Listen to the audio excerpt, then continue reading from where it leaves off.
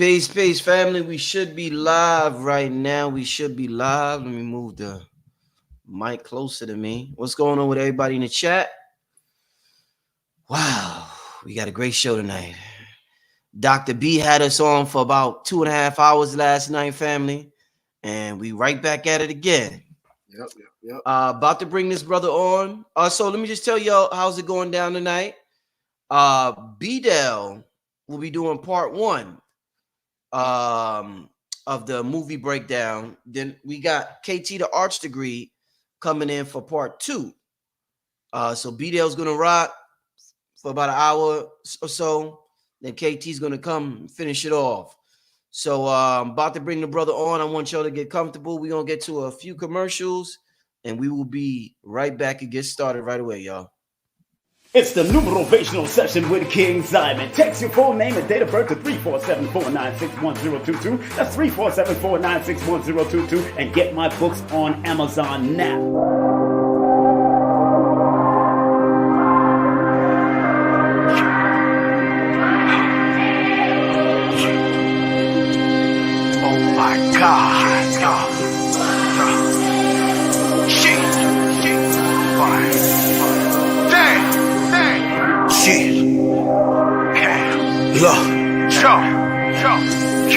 Body's been awoken, the prophecy is spoken.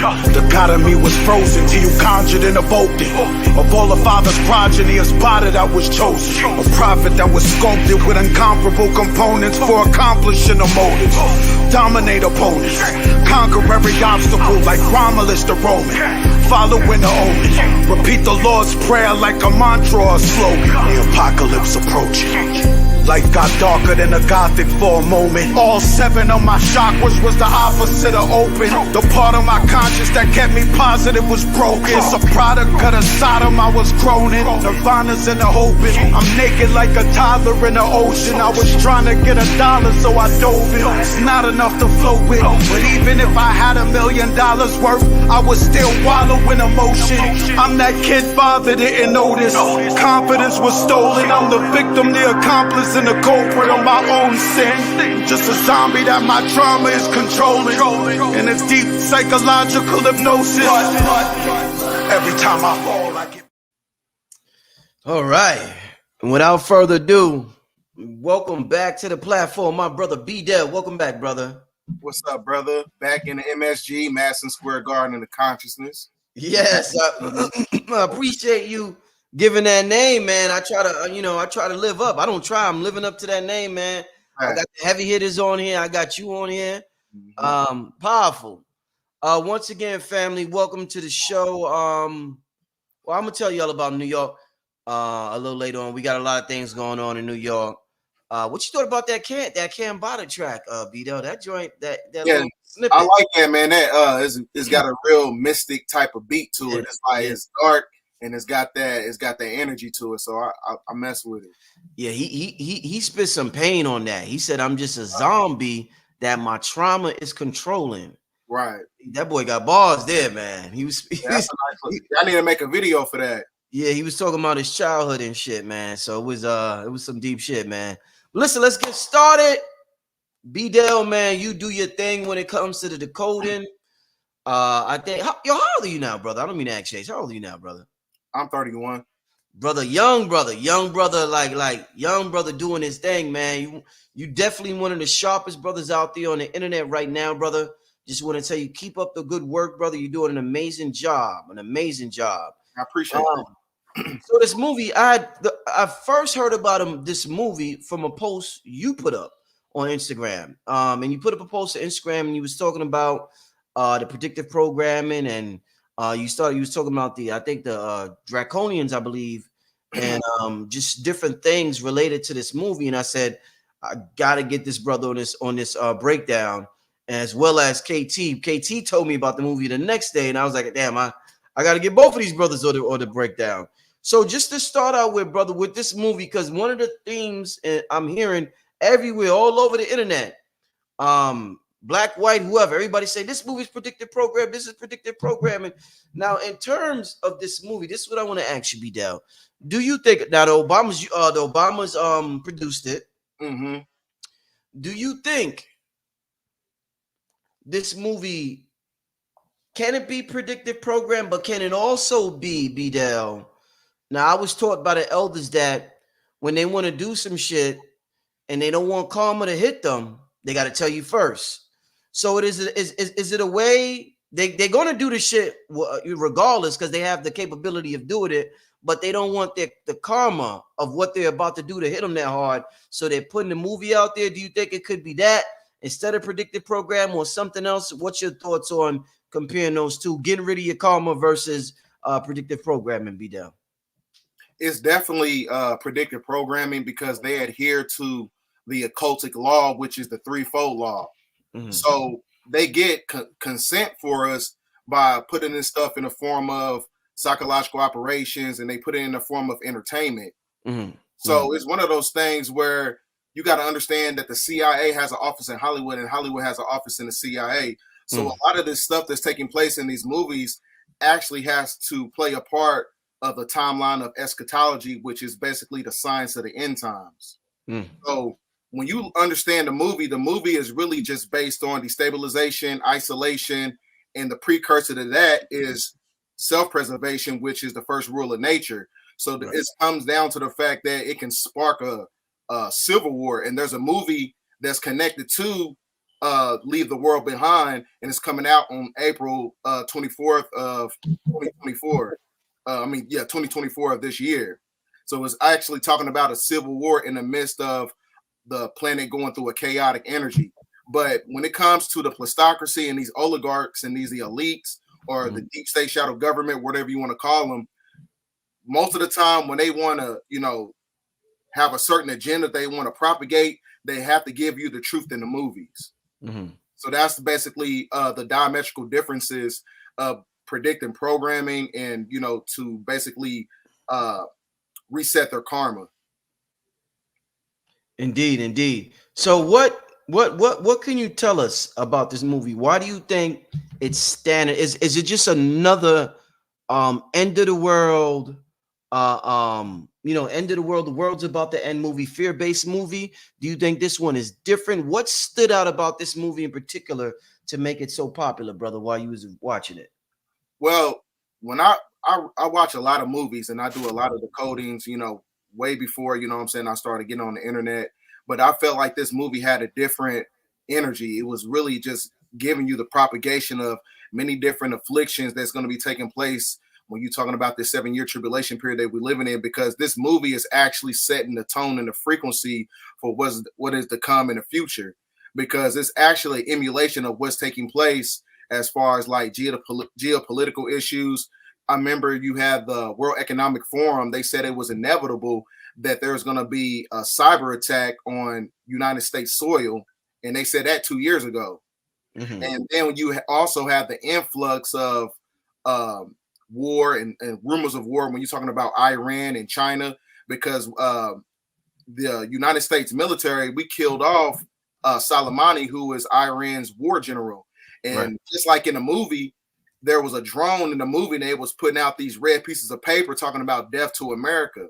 And that's the same phrase that they were saying, that Iran was saying when we killed off their war general. So a lot of stuff that's taking place in the movie is actually an emulation that's taking place in real time. Then you just had in Sri Lanka, you just had a power outage. And then just like in the movie, the Tesla cars, Tesla today just had a recall of 2 million cars. Yeah. Autopilot malfunction. And then you just had a massive solar flare hit like 3 hours ago. It was a monster X-class solar flare. So we're going to get into that when you're talking about X-class solar flares and DNA activation. And you also had in the movie, it was when you look at the cover of the movie, right? Yeah. The cover of the movie is basically showing you it's a metaphysical codex. It's a codex that reads Baal when you look at the title, BDell. And when you understand the 1180 strong concordance of Yahweh, it translates to Baal, who was Baal, who was Moloch, who was Enlil, who is basically the same entity. So when you go all the way back to Babylonian worship, when you're talking about the deep state shadow government took a Baal, it's basically the same thing. So they have to show their veneration and credence to their God in a form of a sacrifice. So that kind of goes into the fact when you're talking about the de facto corporation in itself. And then you also got to understand this also plays a part of the economical issue when you're talking about the money system, the crypto control system, trying to implement. Because when you go all the way back to the 1928 Great Depression, during that time period, that's when the stock market crashed. And then the precursor to that is when they transmuted the money system by giving us social security cards and made us humanoid real estate. So in order to suspend the debt in current day time, they have to kill off a lot of people because we have social security numbers, which is a community uniform security identification procedure. So it connects you right back to the system. So we're actually currency to the system. And so in order to suspend the debt of the $33 trillion of the international banking system, they have to basically shut down the grid system to where people actually kill themselves off in the name of a civil war, or those things where you have these nanobots and these nanotechnologies within your molecular structure that connects you to the grid system that can basically shut down your anatomy. Because we all know that technology basically puts an encryption on the anatomy. So everything is connected to the Metatronic overlay is basically connected to the symbology of patriarchy. And patriarchy is a representation of the moon energy. So it's one of those things where it can be one thing I know that the plutocracy does. They like to align psychological operations along with celestial events to hide the fact that we're going through a great awakening process and we're going through a great reset. So that's why a lot of people don't know if it's going to be a CME that'll knock out the grid, or it's going to be a EMP that's going to knock out the grid. That's the diametrical difference, because the EMP is an electromagnetic pulse deficiency that can be propagated by the military, or it can be a CME, a coronal mass ejection, that can knock out the power grid and put the planet in a state of destabilization. So, but like I said, the main key points of the movie is based on destabilization, isolation, and then the precursor to that is self-preservation. And that self-preservation in itself is where people are going to galvanize their resources in order to maintain survival. And see, this movie is everything that's built around this movie. You're talking about the movie industry, the music industry, everything is basically a segue up to this movie, which means that it's basically the final warning. You just, P. Diddy, he put out his album, and guess what it was called? It was called Off the Grid. You know what I'm saying? Then he was propagating the red energy. The red energy is a satanic energy, right? Which goes all the way back to the color spectrum of purple and red of Babylonian worship. So it ties into that because democracy in itself is connected to the veneration of the Babylonian principles. So that's why I said like Baal and Moloch is connected to this whole movie when you look at the title. Yeah, wow. Very, very interesting. One thing you said, I thought you said patriarchy is tied to the moon. I thought the moon was tied to the divine feminine and the female with the woman's cycle, and I thought that was a no. I'm saying that it subjugates the divine feminine energy. Okay, because what I'm saying is like the inception of the planet. We all know it was started when you talking about the 24,000 year beatification period. The first 6,000 years was based on a sun cycle. So what I'm saying is like when you're talking about the energy of the lunar cycle, that's connected to material, and the material plane is connected to a patriarchal society that is galvanized by capitalism, is galvanized by monotheistic religious systems, is galvanized by classism, is galvanized by, the political system in itself when you're talking about turning humans into humanoid real estate, chattel slavery. Which goes into the white lion. We're gonna get into that as we go into the video. These things that as Phil Valentine calls them, the parasitic elite want to implement, do they have to do it in a certain year? Because a certain year denotes a certain energy. Like 2020, major shit went down in 2020 with the lockdown and everything, and people was breaking it. Connected it to the 2020 and the vision and this and that. 2024, build and destroy. Do you think shit has to go down in 2024 because of that number, because of the number 8, or do you think they have a time period where they could do certain things? I think it has to go down right now because 2023 was actually the precursor to the year 8, which is based on the supreme mathematical sequence of building and destroying. The building of a matriarch as you have the destruction of patriarchy. So in actuality, you know, when you go to the 1813 Freemasonic Apocryphal Bible, it basically tells you that the year 2023 is actually the year 5,999. The year of 2024 is the year of 6,000. So 6,000 year verification period of the lunar cycle that's connected to their system has to phase out. So that's why in 2023, you have the Balfour Declaration expired. When you're talking about the state of Israel, you got the Federal Reserve filed Chapter 11.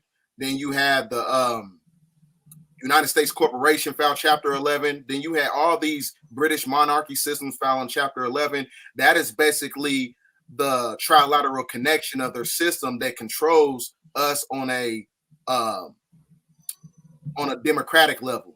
Like I said, because democracy is basically, you know, a de facto corporation. So that's what controls us. So as we going into the year 2024, it actually dismantles that energy. As we segue into the year 2025, which is the 9 year, the 9 year of the non-ether energy. So like I said, it could be one of those things where the grid goes down to where actual things take place just like it did in the movie, or it can be the power grid being knocked out because of the energy of the sun in the 9 year, because that's when the sun is at solar maximum. So just as I'm saying today, the sun cycle, we in solar cycle 25. Solar cycle 25, 2 + 5 is 7, and 7 is a representation of the God frequency or the Christ consciousness. So that God frequency in itself is based on the fact that this can be the precursor to the 7th seal being opening to where you have a magnetic pole shift and a great solar flash and things of that nature. You know, we're talking about numbers. You know, the movie started out with the, you know, with this whole 666 with the clock and things like that. How does the 666? People have different breakdowns of it. You talked about Moloch and Lil. What's the connection between the 666? Because I heard about the whole melanin connection, but what's the connection between the 666 and this entity in Lil that you talked about is connected with this movie? Actually, if this just based on my independent research, when you talking about the sunspot activity that just took place a few days ago, there was a sigil on the sunspot, and it was a direct emulation of the Hebrew number 6. And it's also connected to the sigil system of the spirit of the moon. So, like I said, it can be one of those things where the influx of the energy of the sun can basically reverse the polarity of the 6th ether energy that keeps you connected to the Metatronic overlay, which is basically the foundation of the lunar cycle. Right. Hold up. You talking about this symbol right here? Yes, sir. And you saying this is what now? Is the sigil of the spirit of the moon. And my brother, phase 1, he said it's also the symbol of lamb. And and when I was doing my research, and I also found out it's the sigil of the ancient Hebrew number 6.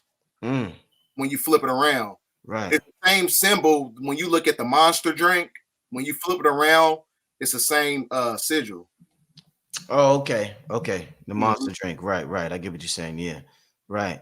So, in terms of the movie, what other important symbolism do you think is in the movie that we should be paying attention to in particular? The main thing you should pay attention to is this movie is really talking about the reverberation and the liberation of our people. So when you go talking about the White Lion was talking about the inception point of hitting the shorelines of America in 1619. 1619 all the way to 2019 was the end of the 400-year curse of your so-called slavery. So then after that, from 2019 to 2020, Donald Trump, he signed the Second Declaration of Independence that basically suspended the corporations in itself, which is why they filed Chapter 11 in 2023. So it's all based on the restoration of a republic. because like I said, you can't, as we're going into a sun cycle is galvanized by a republic, and a republic is galvanized by a matriarch. And the matriarch started with, the indigenous people that's connected to the geographical landmass of America. So the people that was on that white lion, when you're talking about the Dutch, because the white lion was actually a Dutch warship that came onto this geographical landmass and implemented ecclesiastical law, which is connected to canon laws, and canon laws are connected to corporate internal codes, which is based on commercial law. So that commercial law in itself is connected to a form of patriarchy that's connected to their financial and their economical system. So, like I said, it's really just based on the fact that it's basically dismantling the 400-year curse. That's what that was basically the symbology of that. Right. So the Obamas are involved in this now. They directed it. Am I correct? Obama, they directed it. So I remember back in the day, comedians used to make jokes about, we'll never have a black president. If we do have a black president, it's the end of the world. Then when Obama became president, people was like, America is going to fall very soon. We have a black president. Right. Do you think, what is it about the black president being connected with the fall of America? And now here comes this black president again being connected with the fall of America in a movie. So what is it about melanin and this melanated authority and this fall of America, where every time this melanated authority pops up, it's always tied to the fall of this country, whether it's a movie or whether it's in real life? Well, it's kind of like a catch-22. It's like they understand, the great majority of so-called black people are very politically naive. And when it comes to politics and iconography and having a veneration for people of color when they have, high positions and things of that nature, that's the illusion, because they know he was going to be the chess piece to implement, because he's the one that signed the Patriot Act. He's the one who signed the NDAA, martial law bills and things of that nature. So a lot of people will actually show credence to Obama, even though he signed a lot of stuff that put us in the state of where we're at right now. So it's like, it's one of those things where they knew they can mix the candy with the medicine. So he was actually the chess piece in order to implement a New World Order system. Indeed. Yeah. Some people are calling this movie some people are like this movie got people moving, BDell. I know people that started stocking up the day after this movie came out. Something different about this one, man. With so much negativity coming about from this movie, from the so-called, let's say the so-called conscious people are saying this movie's negative, it's fear-mongering, and they're staying away from it. What are your thoughts about those who look at it as inspiration versus those who look at this movie as fear-mongering? Because I'm seeing two different ways to look at this movie from two different people. The thing about being conscious and being acclimated to spirituality, it's all about not being tricked. It has nothing to do with peace and love and light. Spirituality and enlightenment and consciousness is all about not being tricked and being able to have the mental fortitude to decipher the messages within these movies. So people get so caught up into the fact that even though it's showing you the reality of things that can actually take place, they say that it's fear mongering, or I don't want to hear nothing about the end of the world and things of that nature. It lowers my vibration. But this is a reality, though. These things that actually take place, because once something happens, then you're not going to be able to reap the benefits of having resources of when things start to actually go down, just like it took place in the movie. You're not going to be ready for it, because you basically swept everything under the rug because you didn't want to see the reality of everything that was taking place in the movie. Right. Yeah, I seen somebody wrote, being conscious is not holding on to the world. You think the more conscious we come, the more we hold on to the world more? It's what it seems like. Some people, huh? Because a lot of people have an emotional attachment to the great majority of these things on the planet. Indeed. So I always look at when I watch movies like this, I always look at it from a metaphysical eye.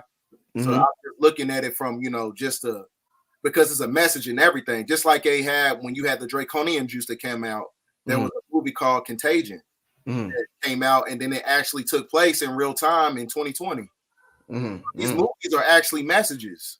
Then you had the movie The Knock at the Cabin, which is basically kind of like a precursor to the movie that we're to the Leave the World Behind movie. Because it's like in that movie, you had an influx of planes falling out of the sky and they were crashing due to the power grid faulting out. These are real. That's why I tell people all the time, be very meticulous of you getting on these planes. I'm not trying to scare you or nothing like that, but what you're going to do when the energy grid goes down. And then the World Economic Forum been telling us at the end of the movie, they told you it's the last warning. So how many more warnings that we're going to get from the establishment? How many more warnings we're going to get from the movie industry, the music industry, that putting all these golden nuggets, in these movies to warn humanity, just to, basically to suspend their karma. We can't castigate these things and just write it off as a conspiracy. Right. What personally, you talked about, the energy grid being shut down, and that was a theme in the movie. You also mentioned Diddy's album Off the Grid. What does this movie inspire you to do personally if the energy grid does go, or when? Or some people would say when, some people would say if, but let's say when or if the energy grid shuts down. What is this movie? Let's look at it as being inspiration. What is it inspiring you to do, BDell? It inspires me to work. It inspires me to do a lot of things that are a lot more self-affirming. I'm in the gym. I'm not in the gym for the women. I'm in the gym, in case, some stuff goes down and I got to have, strength, and I got to have endurance in order to survive what is, to come. A lot of stuff that I do as far as my hobbies that, that's acclimated to a certain timeline, and I'm going to be prepared for it. So whether if it's you stocking up on food or, galvanizing weaponry and things of that nature, that's what you got to do, because we in a time period right now is like, it's kind of critical. You don't know if it's going to happen today or tomorrow, but we do know that we at the end of a corporation, you at the end of a system. And a lot of times when you at the end of a system, you got to hit the reset button.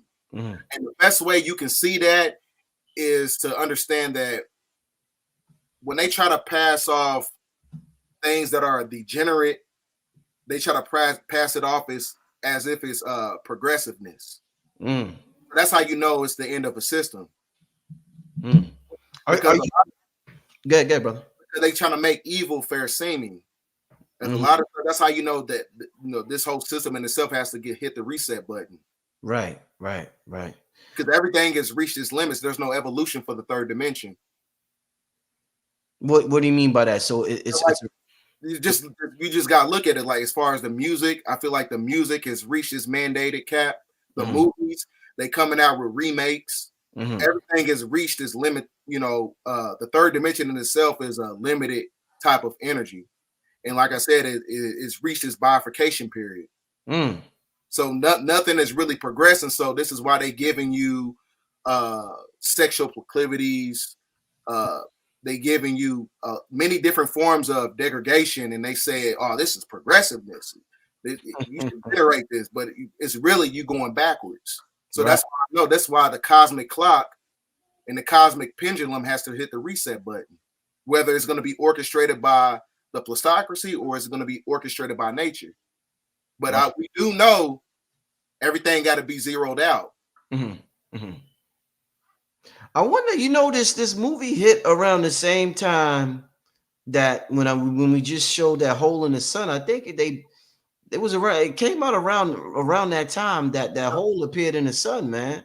And then you just had oh, my bad, go ahead. No, go ahead. No, I just had who? We just had a monster X-class solar flare hit 3 hours ago. Right. And it had the same depiction of the blue sun that Andre 3000 was talking about. Right. When I saw the publication for it. Right. So this can also be the inception point of trying to tell us about the blue star Kachina and things of that nature. Right. So these people, these so-called elites, do you think that,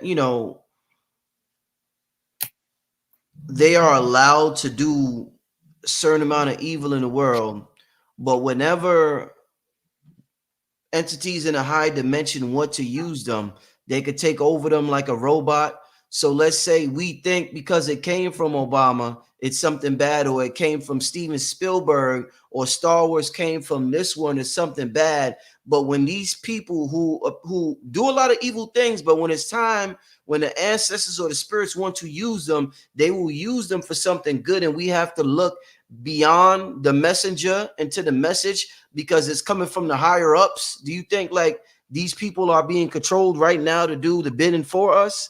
It looks bad, but they're really doing the bidding for us. Do you think that's a possibility? I believe so. You go to L's Holy and Jill, Revelations chapter 17.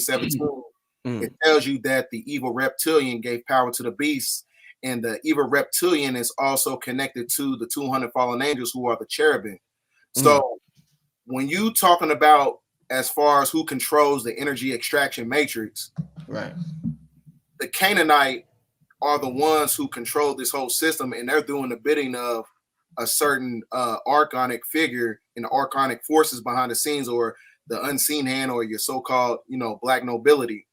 The best way I can explain it is when you watch the movie Cabin in the Woods. You had the elite, you had these puppeteers underground in that movie. In order for them to basically maintain rulership over the planet, they had to sacrifice a certain demographic of people in order to maintain the material plane, basically. So I actually think the same thing actually takes place in real time when you're talking about sacrificing. So this is why you have a lot of trafficking and a lot of people coming up missing, a lot of people coming up dead. When you're talking about these psychological operations, they have to implement that form of degradation on the planet in order to stretch out the timeline on the cosmic clock. So they do that stuff on purpose. Right. What message do you think? What message did you derive about animals from this movie? As far as the deers or whatever, it's really just telling you connect right back to nature. That's what I got from it, because a lot of these the angelic forces, they connect with animals and they connect with children. So that's why the little girl, she had a veneration and she was connected to the deer, and they were basically leading her into the woods, and she actually found the bunker system. If she wasn't connected to the energy of nature, she at the end of the movie, she would have never found that bunker system. But since she was so tapped into the nature, she was able to create a form of survival. People talked about some of the frequencies in the movies. I forgot all about that. Yeah. Touch on that.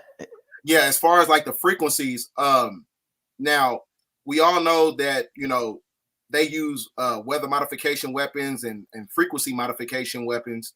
So that's all connected to the fact that these frequency modification weapons can create a P136 deletion syndrome, which basically dematerializes the two frontal lobes of the brain.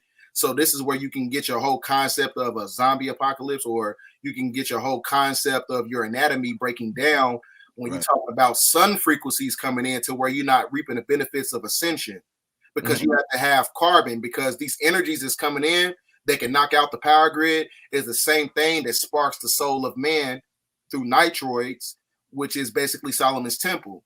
So that etheric frequency can actually, it can upgrade the body if you have carbon, or it can basically dematerialize the body if you're connected to the 6 ether recessive genetical traits.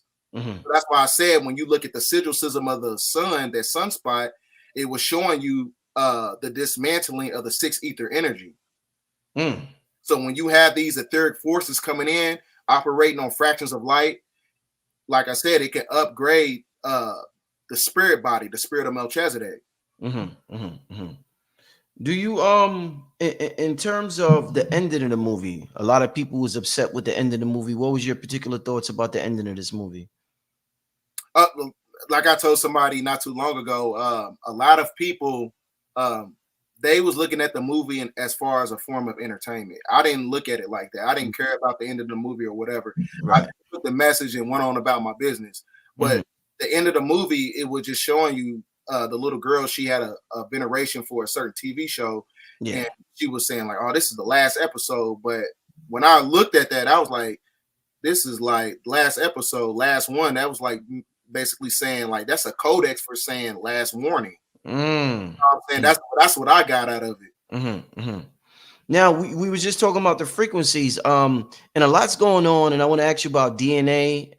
Any messages you got from the movie about DNA, because that's a hot topic. But in terms of frequencies, a lot of people are reporting ringing in their ears. I don't know if I asked you this in a previous show, but moving into 2024 into 2030 and in the future, what is your thoughts on ringing in the ears and so many people reporting? People are even reporting different tones, like it'll go from a low pitch to a high pitch, like it's motherfucking making a song or something like that. What are your thoughts on the ringing in the ears right now in a society? Well, from a spiritual perspective, when you hear tones and frequencies like that, you're supposed to put yourself in a state of meditation in order to connect whatever message that's being transmitted to you from the higher dimensions. So it can, like I said, it can be one of those things where it can be a frequency modification weapon that's basically trying to rewire the neurotransmitters and cause brain hemorrhages and things of that nature. Just like in I forgot what movie it was. I think the movie was called Cell.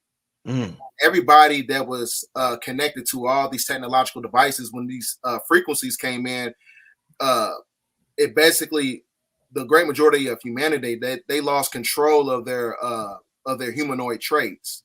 It basically manipulated the cognitive abilities of humans, and they were banging their heads on the ground because of not the solar frequencies, but the technological frequencies. So it could be one of those things where it can be in a form of spirituality when you're trying to, connect with, ancestors or whatever, or it can be one of those things where the government is using frequency modification weapons to basically carry out a certain agenda and to implement a form of depopulation, which goes all the way back to the Decoded publication that came out last year when they said that when the sun is at solar maximum, it can basically cause a mass depopulation rate.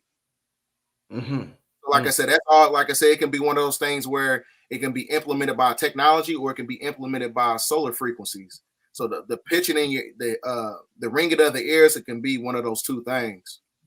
Right. Wow. Now, what's your thoughts on I'm trying to think, what should I ask?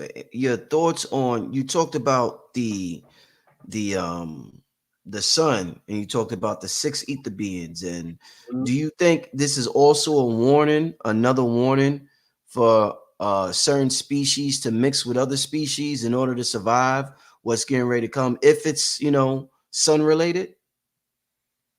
It could I believe so, that because we all know that as far as when it comes to westernized dating preferences, a lot of stuff that they put in these movies is kind of like, I understand, like, we living in a time where they want to amalgamate other demographics with other demographics or whatever, but we all know what that's about. That's really about the ascension process when you're talking about the one drop of blood. Right. So you got to have a certain anatomy in order to survive the shift. That's why, the energy extraction matrix, the foundation of it is based on eugenics. And Henry Kissinger, he just died, right? And his whole thing was all about depopulation and eugenics, because he was a eugenicist and he was also a part of the plutocracy and things of that nature. So when you're talking about that whole aspect in itself, is really talking about genetical self-preservation, because whether the grid goes down or not, if you don't have carbon, because carbon is basically the building block of all civilization, and when it's able to copulate with ether, you can take on all forms of radiation. It could be a radiation that's being implemented by technology, or it can be radiation that's coming from the cosmos. It doesn't matter. So that's how that's how intelligent ether and carbon is. when it's amalgamated with the so-called black woman. But if you don't have that carbon, it can be detrimental to you for your anatomy. Just like in the movie, the younger boy, his teeth start to fall out because of the frequencies. Right. Because like I said, the sun, or if, like I said, whatever technology, it can break down your anatomy. Mm-hmm. Somebody asked in the chat, did he already mention the ties to slavery? Yeah, I only spoke a little bit about it, but from 1619, when you have talking about the White Lions, 1619 to 2019 was the end of the purification period of the so-called 400-year curse. So that's when you had those missionaries. They came over here and they took us out of our sovereign capacity under ecclesiastical law with canon laws, because the church and the state is not separate. So that's how they took us out of our sovereign capacity, through false monotheistic religious systems, because the religion in itself is connected to the 1724 Black Christian codes. It's all based on the corporate war entity that puts us under the 14th Amendment, which is a fraudulent contract because it was never ratified. So like I said, all that stuff is connected to democracy. Like I said, now the end of the 400-year curse from 1619 to 2019, Donald Trump signed a second Declaration of Independence, which is based on the restoration of a republic, and a republic is galvanized by a matriarch. So that creates the fact that indigenous people are connected to a matriarchal civilization that dismantles the corporation in itself, because the corporation was created by the patriarchy aspect when you're talking about the Canaanites. Shout out to my brother Kwame Sunhorse. I haven't talked to this brother in a while. Brother's always traveling. Shout out to that brother. He said it was prophesied that the white lines will return when humanity was on the verge of disaster. Yeah, what's your thoughts on that, BDell? That sounds, like I said, it's one of those things where it's a golden nugget in the movie. So like I said, it's really talking about the reverberation and the liberation of a certain demographic of people. So with that being said, it could be one of those things where it can dismantle the sleep spell of Kingu, which is connected to the energy of the moon. And the moon is connected to patriarchy that subjugates the divine feminine and the divine masculine. So the white lion aspect is with the end of a corporation that was connected to their patriarchal corporation, is actually talking about the liberation of our people just based on celestial events that's taking place. Right. Definitely. Give me some questions. I'm gonna start because I know a lot of y'all, the chat is super busy. BDell is gonna be on for about an hour, then the brother KT is gonna come on. So I'm gonna let the last 15 minutes, I'm gonna let y'all rock out with questions, and we could all chop it up together. So give me some questions in the chat for my brother BDell. All right. Somebody wants to know, BDell, did you catch the kids' t-shirts obey NASA? Yeah, I seen that. It was I seen that in the part when they was in the woods, it had obey NASA on there. That's because like NASA is also connected to I think I forgot the term it was. I know they're connected to the sustainable development goals when you're talking about the World Economic Forum, because these are all the new corporations that's in place of the old corporations that basically dismantled in 2023 because they all filed Chapter 11. So you got NASA, the World Economic Forum, the United Nations, military factions, all of these new organizations are basically in replace of the Vatican, in replace of the United States Corporation, in place of the Federal Reserve System. So one of those things where it's showing credence to NASA, which is also galvanized by the United Nations. Okay, let's get to some more questions. They got a lot. Should we buy land and build bunkers? Also, should we move out of the USA? No, I wouldn't say move out. We've been here. This is ours. This is the land of Tahu. This is the land of the indigenous people. But I would say, be very meticulous and and to not just pass off and castigate everything as far as like a conspiracy theory, because according to the timeline we've been living on, the timeline of eschatology, we've seen things that took place in movies, and then years later it actually happened in real time. So, I mean, if you have to build a bunker or buy land, if you feel like that's going to get you ahead, I mean, go on and do it. Indeed. Somebody, and anybody know what the Spanish lady was panicking for? I didn't really get too much out of that. It just looked like she was in a state of survival because she was stranded. But I don't speak Spanish, so I don't really know that, whatever she was saying. But I know that was during the course of the time when the guy, he had got those papers from the drone that said that America was basically going to be killed off, basically. Death to America. That's what the message was in Arabic writing.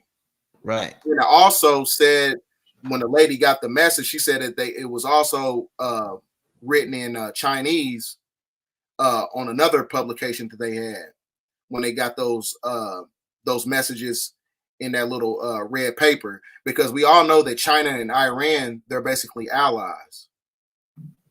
So you also could have a cyber attack to be implemented just based on that whole philosophy that they was propagating in the movie.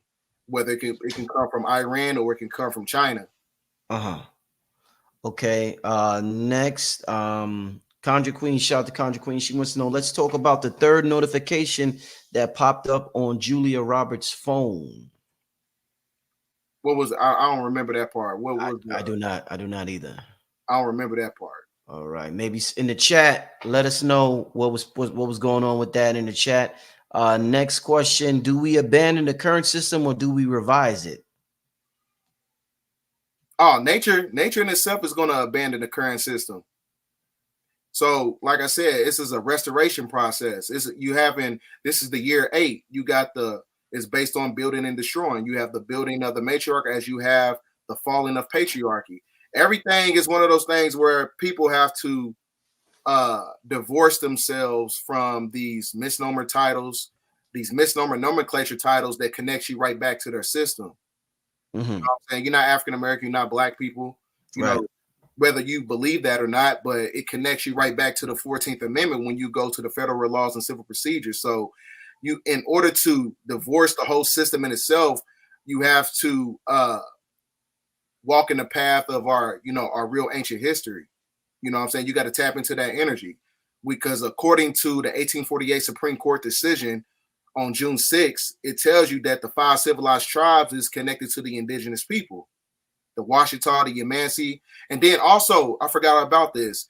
When you go to the cyber attack map, when you go to, since we're talking about the Native American and the indigenous people, when you go to the cyber attack map, there's a QR code. When you scan the QR code, it takes you to West Virginia, and it's called Lake Shawnee. In Lake Shawnee, there was an amusement park, and it was built on top of Native American burial lands. Right.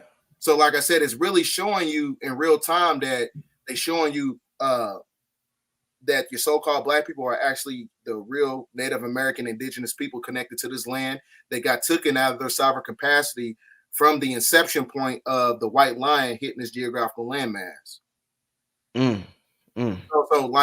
So it's one of those things where, like I said, you got to connect right back to the Republic. You got to connect back to the matriarch in order to divorce yourself from the current system.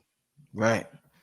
That seems to be a theme, BDell, with a lot of the speakers that come on the platform, in terms of returning to this matriarchal energy, and getting rid of this patriarchal energy. And this is whether, it's the sisters on here or the brothers on here. It seems to be one of the main themes that are surrounding the conscious circuit right now, my brother. Very interesting. All right, let's get to the next question. What to do if you what to do if you've been trying to get prepared, but life circumstances seem to keep getting in the way? This isn't about the movie. This is a personal question the brother's asking. All right. I would say You're good. try to dismantle anything that you have an emotional connection to try to control it, to where you can use your emotions as a navigation system. Don't let over emotionalism put you in a state of self-subjugation. So it's one of those things where you got to be operating from a place of balancement. So when you operate in a place of balancement, that way you can decipher and use your critical thinking skills before you put yourself in a state of emotionalism. So it's one of those things you got to have mind over matter. So like I said, everything, we all know that materialism, or your job and all these things that's connected to the material plane, we have an emotional connection to it, and it's not sustainable. But the only thing that's sustainable is you connecting to things that's not external. You got to go internal. So when certain things, as far as like family members that's pulling you back to where you trying to pull you back and connect you back to your old past, you have to basically divorce yourself from all that energy as well. Right. Because like I said, it's not going to put you in a state of evolution.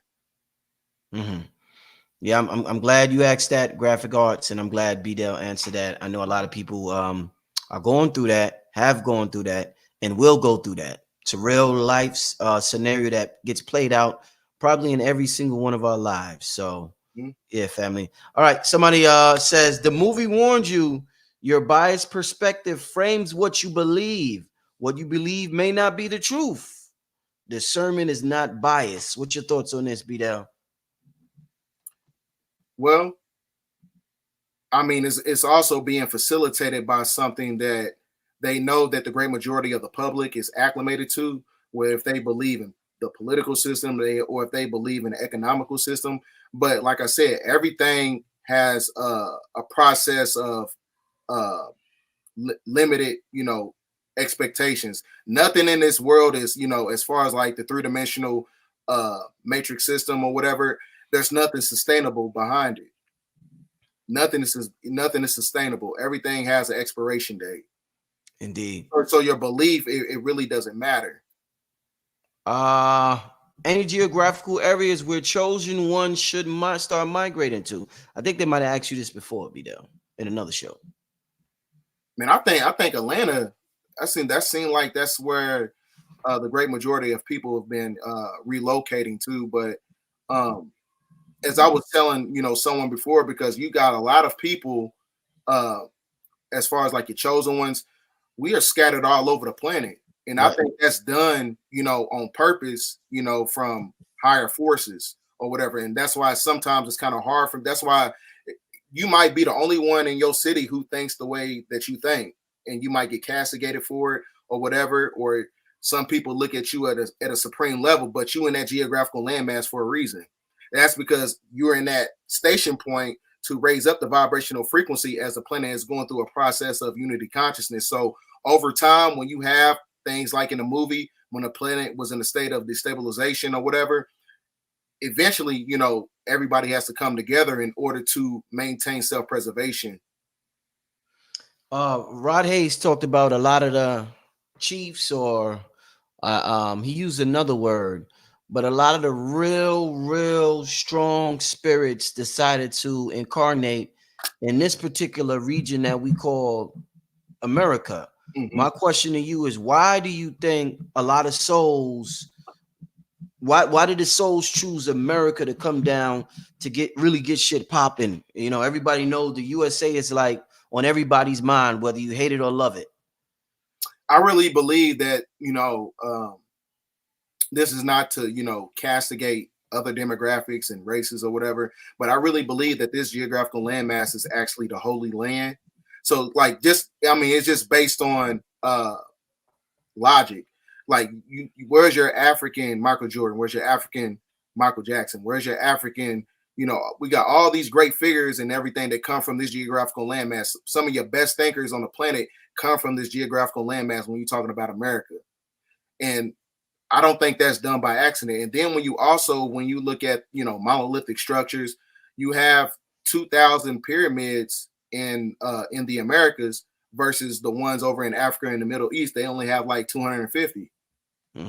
So I really believe it's one of those things where this geographical area is one of those things is supposed to be the inception point in order to raise up the vibrational frequency of the planet when you're talking about this unity consciousness. Right. That's why, I see other people, in Africa, most of the people in Africa and in different countries, a lot of them, even though they were, the great majority of that geographical area was colonized, you see a lot of them are Christians. You know what I'm saying? And then when I talk to one of them, they don't even understand what I'm talking about.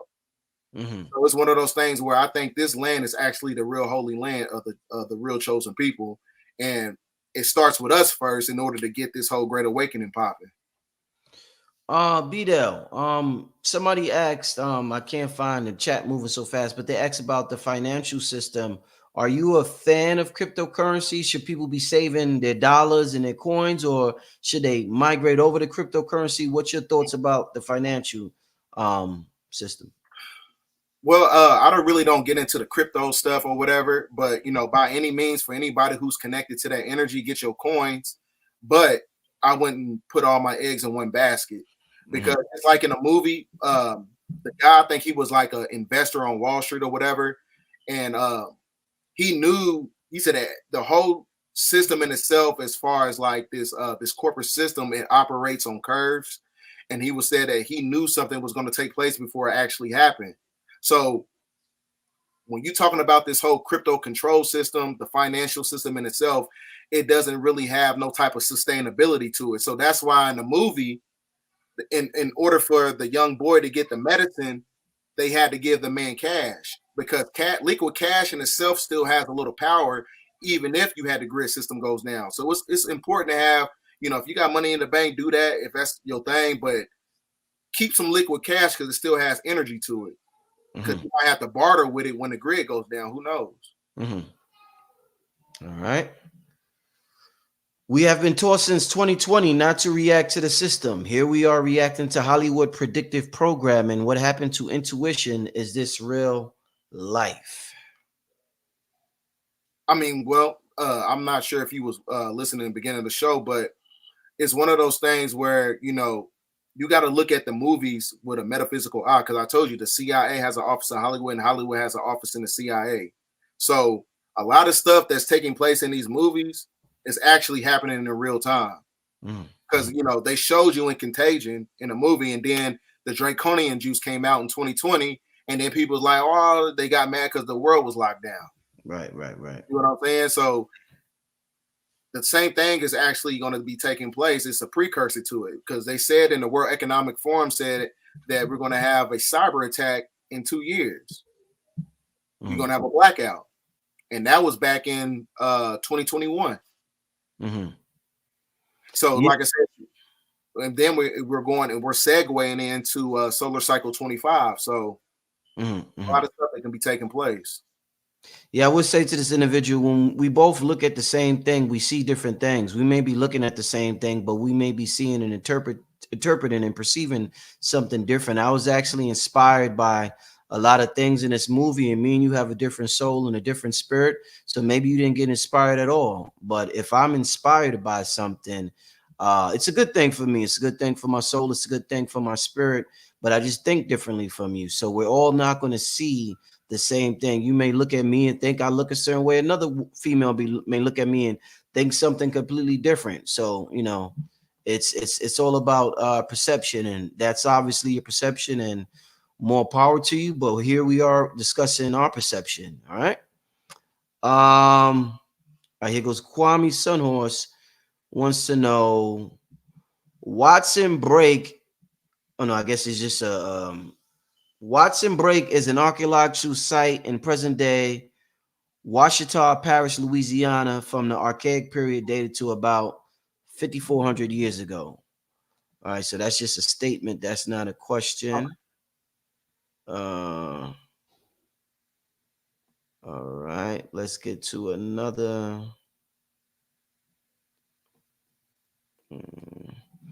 Does the blue room in the beginning have any significance? Her dress also.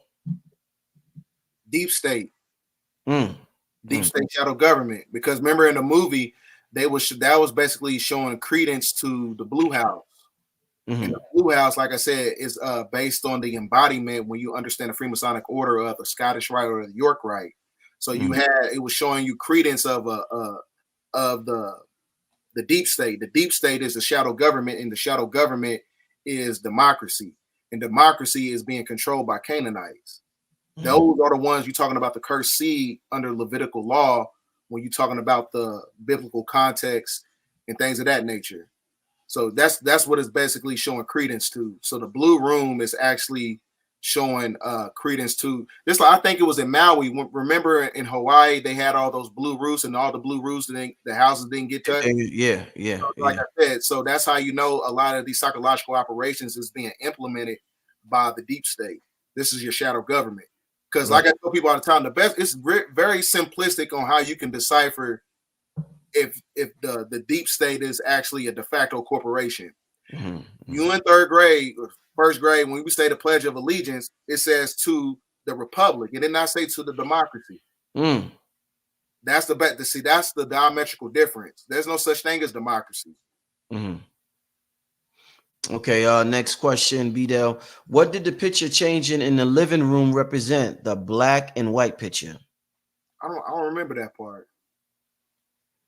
All right, let's get to another one. Somebody said, "Did you see the alien eyes in the bushes?" Y'all spying a lot. Yeah, I seen that, but I wouldn't. I don't know if it was like insinuating on the fact that we're gonna have, some type of galactical beings coming, from a different star system and visiting us or whatever during that time period. So, I mean, it kind of the Cosmic Slot movie shows you that when the planet was like in chaos, and then you had these beings that came down and took all the so-called blacks away. Indeed. Yeah, we're about to wrap it up, BDell. I got KT in the background. Okay. We just wrapped up the hour. Anything you want to leave the people with as we close out, BDell, in terms of this movie and in terms of moving forward in this dimension, my brother? Don't get so caught up into consciousness and spirituality to the point where you're not able to decipher something real from something being as far as a psychological operation. Sometimes you need to look at certain movies. Sometimes you need to read certain publications. Sometimes you got to give your energy to something and use it as an alchemical resource in order to reap the benefits of true reality, to see the true light. So like I said, this movie, it might be fear-mongering to you, but it might be edification for the next person. So like I said, just use your spiritual eye and look at these movies with a metaphysical eye to decipher what's going to be taking place. I wouldn't, like I said, just don't be. I'm not saying be scared and things of that nature, but at the same time, just be critical and use your logical skills in order to decipher what's really going on. Indeed. What's your how can they reach out to you, brother, and hear more of your material? Okay, you can go to my YouTube channel at BDell1014. BDell1014. That's my nomenclature title on Instagram. Also, I'm Bridell Rice Bay on Facebook as well. Indeed. All right, my brother. I appreciate it. Coming on, dropping, and as always, my brother, we gonna get to KT, my brother. Take care, my brother BDell. All right, peace. Shout out to KT. Yes, peace.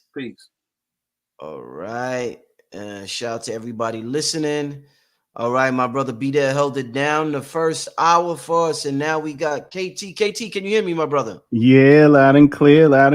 Can you hear me? Yes, sir. All right. So let's get to it, my brother. Did you see my brother BDell talking about the Huh? Did you get to see any of BDell? My brother, I got to hear some. Yeah, the brother was going in, man. Come on now. Yeah, shout out to my brother BDell, man. Yes, big shout out to him doing the work. The work. I don't even know if I need to say anything now. Indeed. KT, man, you're known for this, man. I remember way back in the day at the Nicholas bookstore. Yes. When you used to decode 10 years ago. Yeah. 10 years, that long? Yeah. 2013, 2014. Wow. Yep. That's amazing. Speaking of Nicholas bookstore, let me just tell the people real quick. It's going down in New York. this Saturday, there's a lot going on, and Nicholas Bookstore is bringing Wayne Chandler. Hey. All right, so make sure you'll come out to Nicholas Bookstore. For those of you who are in Manhattan, make sure you come out to Nicholas. Those who are in Brooklyn, I'm sorry, let me get rid of this. Make sure you come out to Nicholas Bookstore from 5 to 9 Saturday, December 16th. Ross Bennett is going to be there. Professor Cabal is going to be there. It's going down, family. So New York is going to be popping. And then right after that, we actually have the album listening session for Holy Ghost 3. Yeah, myself and Cambada. KT is going to be in the building. Being ready. Red Pill going to be in the building. Blue Pill. Even Sonetta going to be in the building. It's going to be a lot of people in the building that day supporting and listening to the album. Everybody, Ross Ben's going to come over, Professor Kaba, Monique from Nicholas, it's going to be jam-packed, and it's free entrance, family. So we want to see all of you there. And this is at the Alkaline Oasis, Mr. G spot, 958 Halsey Street, That's Brooklyn, right. New York, 11233. Once again, this is at the Alkaline Oasis. Shout out to Mr. G. And with that being said, KT, man, listen, man, I can't wait to hear your breakdown, brother. What is going on with this movie? This movie got people fighting and arguing. People mad that I'm talking about it. Oh man, people mad because I've been hearing the exact opposite. Actually, everybody been kind of coming together talking about this movie. Like, it's did low you see vibrational? They're like, it's low vibrational. Please don't touch that. I mean, they're scared. This shit got people scared. KT. We're gonna. I don't know why, man. People scared of their own shadow, but that's what Corona do. Oh man. But yeah, real quick, let me oh my bad. Let me What you got a presentation, right? Yeah. I'm trying to wait a minute. Where my what's the name go? Hold on. KT, man, why you getting that? I need some more honey, KT. That honey, man, is. I know you ain't out already. That honey, man. Come on, man. Come on, it's gone. What do you expect me to do, brother? He said it's gone, dog. Oh, there we go. Okay, you got it. I want to make this announcement real quick before we get started. Let these people know that I just shared something. There we go. So, starting next week, for the holiday season, for the winter solstice, you know what I'm saying? Mm-hmm. All y'all thinking y'all need to stock up on these superfoods. 50% off the entire site. I'm gonna say that again. The entire site, from honey to C3 to tonics to herbs, you name it. Half off that thing, chopping it in half. So that starts next Wednesday, just to give y'all a heads up on that. All right, at soionicbotanicals.com. All right. Now, without further ado, yes. She said you got a presentation, don't you? Got some slides, right? You killing me. Your slides. Hold on, where you go? Oh, I minimized it. Okay, there we go. All right. Shout out to Mama Kali, Sitchin. I had on the show before. I got to reach out to that sister. She just texted me. Shout out to you, Queen. I haven't talked to you in a while. I'm definitely going to be reaching out to you soon. She just had a message. Mama Kali wanted us to know, as KT gets this, as we get this presentation. Oh, it's up, yeah. Okay, yeah. Mama Kali wanted to tell us that the Ethiopian prophet said in 1996 that women born in the African diaspora would change the world. We are returning to the indigenous matriarchy. So that's a message from Mama Kali. I'm sharing with the world. All right. And with that being said, KT, go ahead, my brother. You got the floor. I'm ready. Right, let's rock and roll. All right. So I ain't gonna waste no time. So first of all, the movie They Leave the World Behind is a book from Ruman Alam. You're gonna see a lot of Islam throughout this whole movie because you got it with the author. You got Mahershala Ali up in this thing. You got the Arabic writing that's on the flyers that's thrown out of the drone. So there's a lot of that energy that's in the movie. But this book was written in 2020. All right. So this is a book based on the year in question. It was directed by Sam Ishmael. Okay. And then, even though it's written like that, Ishmael, that's still along that same energy. And that's the guy that's behind Mr. Robot, which is a real good series about a cat who's like this super hacker, and they use him to be a white hacker, because you got like white hacker, black hacker. Black hackers are the one that like take down that's negative, and then the white hackers are when you take them and use them for good. But that's all a matter of perspective. But that's what the series is about, and he's behind that series. And I know everybody knows this by now. You know what I mean? The cat is out of the bag that the Obamas produced this, and then Barack was like the main source material in regards to this film. Their production company is called Higher Ground. So you already know when somebody got the higher ground, that means that they're in a more beneficial spot than anybody else. You know what I mean? They got advantage over everybody. The film company's called Red Ohm Films.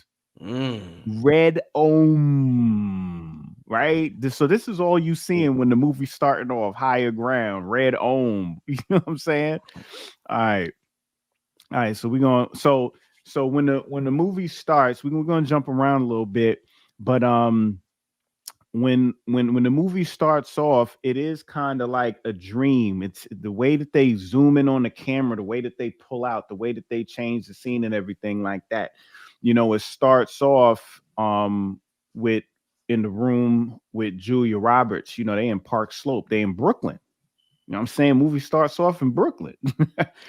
So this room is blue, and when you look at the time, when you look at the number on like the different numbers in the background, you're going to end up seeing 3 6s. So you see the 666, and the room is entirely blue, right?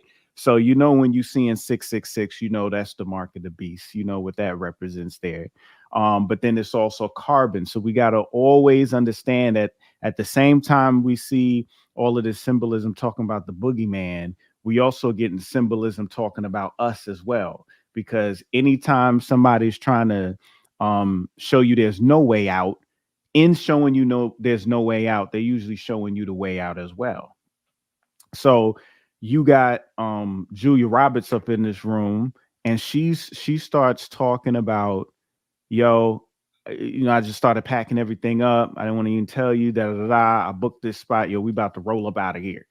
And the husband still sleeps. So that's a dynamic scene, because the woman is up and at it and in tune and on something, right? While the husband is in the bed, knocked out. It's usually the other way around. Usually the man is up, getting to it, making it happen. You know what I'm saying? It's not the man that's still in the bed, knocked out, sleeping, wiping the drool off his face. He's like, okay, honey, sure, whatever, let's go.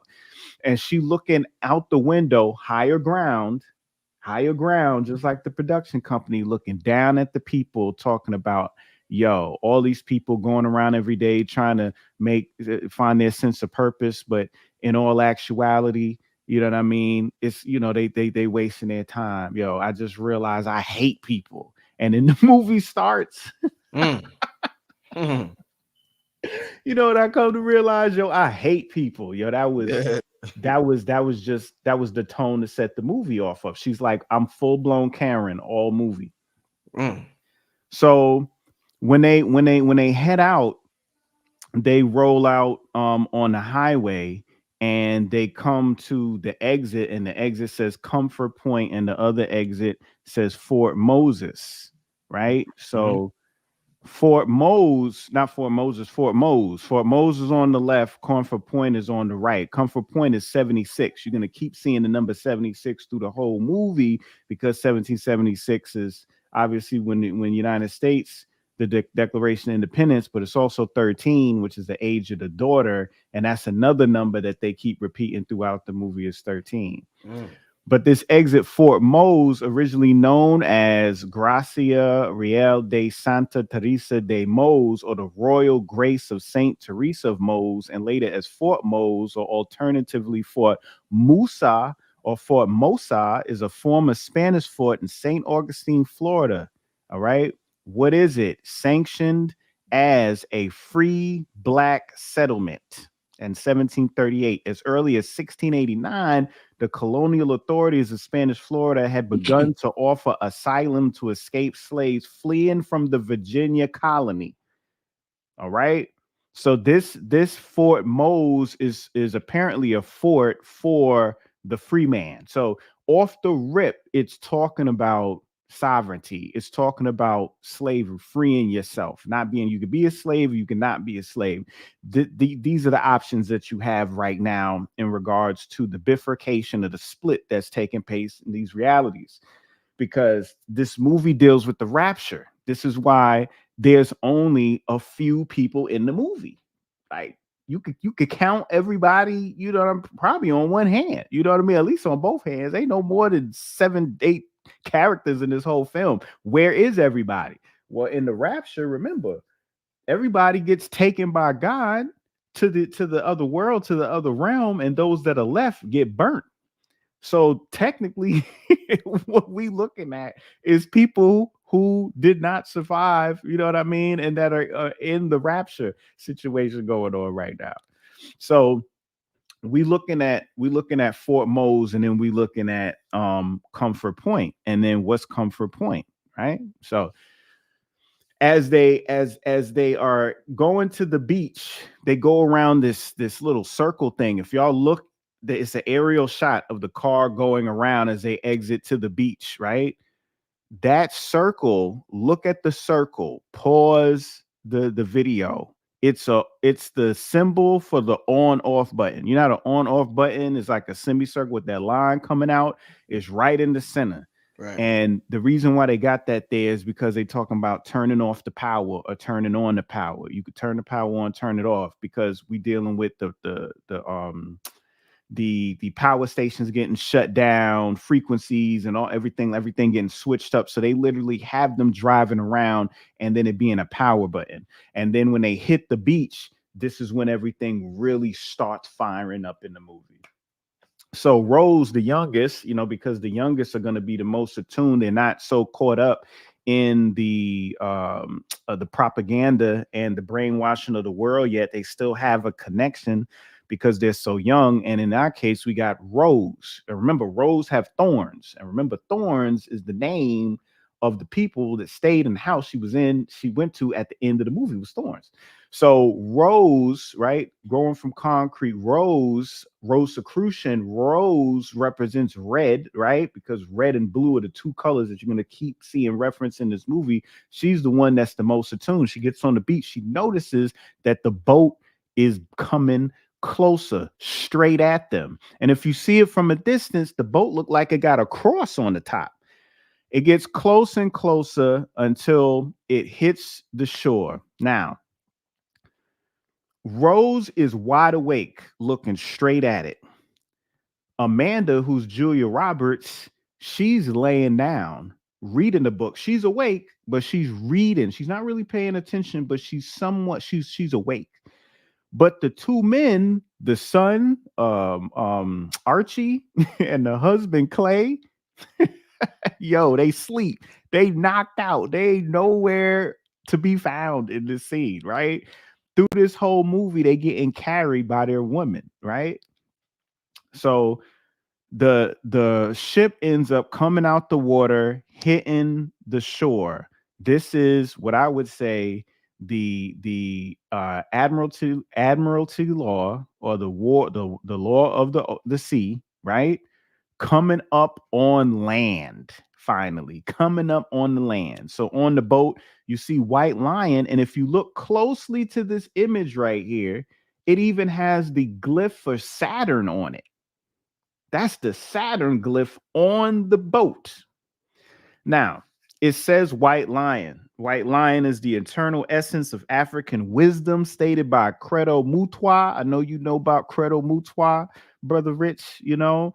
rise in power, to the great elder.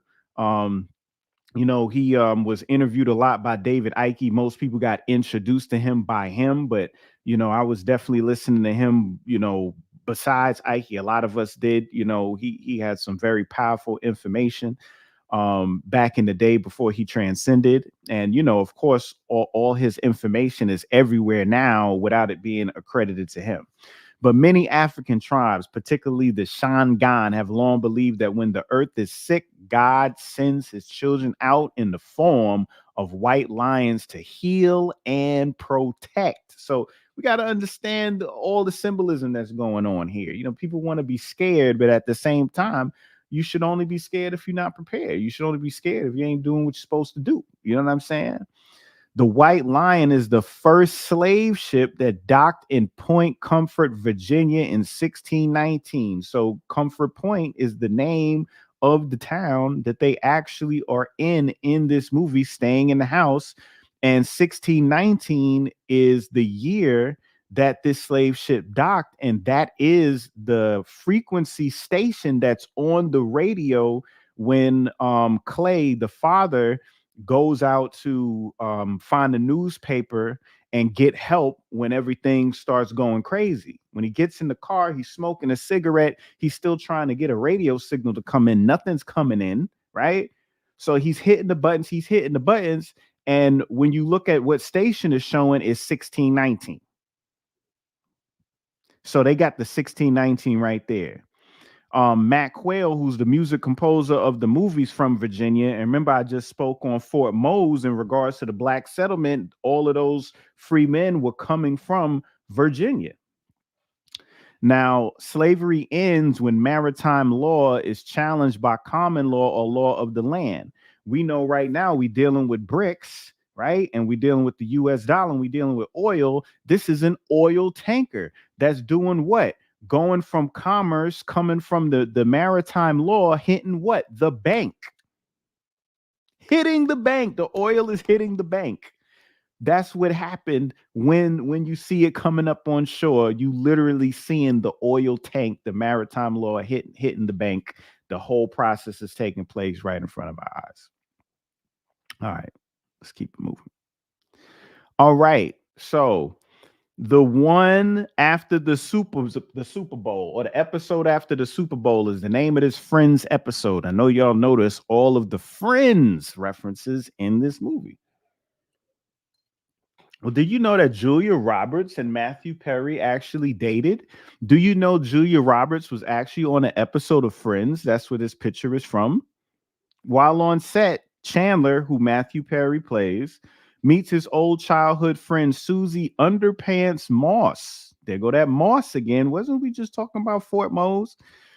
Working on the production with whom he has a colored history. A colored history. When they were in elementary school, Chandler pulled up Susie's skirt. What? When she was on stage revealing her panties to the entire school. They arrange a date, Chandler unsuspecting that it's a plot to get revenge. After convincing him to wear her panties, Susie, Julia Roberts, leaves him wearing nothing but panties in a bathroom stall in the restaurant where they're having dinner. So the whole episode is about Julia Roberts getting revenge on Chandler for something Chandler did to her when they were back in elementary school. Why does this even matter? Well, Matthew Perry is one of the main characters of Friends. He's actually the last one casted. All right. And his character's name is Chandler Moriel Bing. Yes, Moriel. Moriel. All right. Now, Moriel becomes Abaddon, and the Hebrew term for Abaddon means destruction and doom. It is the angel of destruction, the angel of the abyss. In the Hebrew Bible, Abaddon is used with reference to a bottomless pit, often appearing alongside the place Sheol, meaning the resting place of dead people. Matthew Perry died on Julia Roberts' birthday. Died on Julia Roberts' birthday, right? The trailer to the movie came out on the 24th. Julia Roberts' birthday the 28th. Matthew Perry dies on the 28th in a hot tub. Technically in the bathroom, right? Where Julia Roberts left him on the episode. And on that day was also a lunar eclipse. They showed a lunar eclipse in the movie from the perspective of the moon, right? And the next scene was a glass filled with water, hot tub, handed to Julia Roberts as she gets up next to her son, Archie, who wakes up and all of a sudden notices his teeth is falling out. Matthew Perry revealed he lost all of his teeth in harrowing addiction battle as world mourns friend legend. I'm gonna let that marinate for a second. Just things that make you want to go.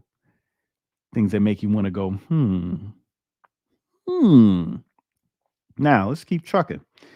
Friends was created to take attention away from living single. Let's talk about it. The whole reason why that show even came out in September 94 is because in August 93, Living Single dropped and it was tearing it up.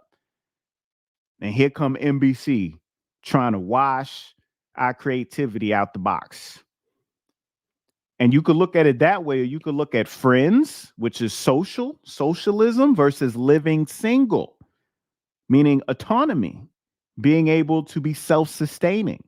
So it's the battle between being able to live single and be comfortable with yourself versus you having to get likes, and social media. Denzel Washington left the role. Do y'all know Mahershala Ali's part was supposed to be Denzel? Yeah, he was signed on and everything. He actually left, abandoned it. And that's how Mahershala Ali got into it. You know, and Mahershala Ali plays G.H. Scott, and you can see that that's Gil Scott Heron because the revolution will not be televised. Why won't the revolution be televised? Why? Because they cut the TV, they cut the frequency, so you can't see what's happening. Nobody was able to find out what was happening when everything was going to hell, right? So the revolution was not televised on there. And remember, Denzel and Julia was in the Pelican Brief together, and there was this whole thing about them wanting him to kiss Julia Roberts in the movie, and he was like, "Nah," you know what I'm saying? So, you know, we don't know where. I just think it was the whole role of what Mahershala Ali was playing in this movie. I think Denzel just was like, "Nah, I'm too old for that, bro. I ain't about to do that. The painting keeps changing throughout the whole movie. When they arrive at the house and they go up to the bed, was a real calm. But as hopping off, it keeps changing until the waters get rougher and rougher until they're just these huge waves. You know, so it's reflecting calm waters, the stern waters, rough waters, reflecting the state that the characters in the world around them. All right. Let's see. Let's go. I'm going to come back to that. So there's a scene I was talking earlier when Clay, which is Ethan Hawke's character, he dips out because his wife gets up showing him the alerts, and he's still kind of in this nonchalant, like he can't grasp that the shit doesn't hit the fan. So he's just like, you know what I'm gonna do? I'm just gonna leave. I'm gonna leave and go into town and get me a paper.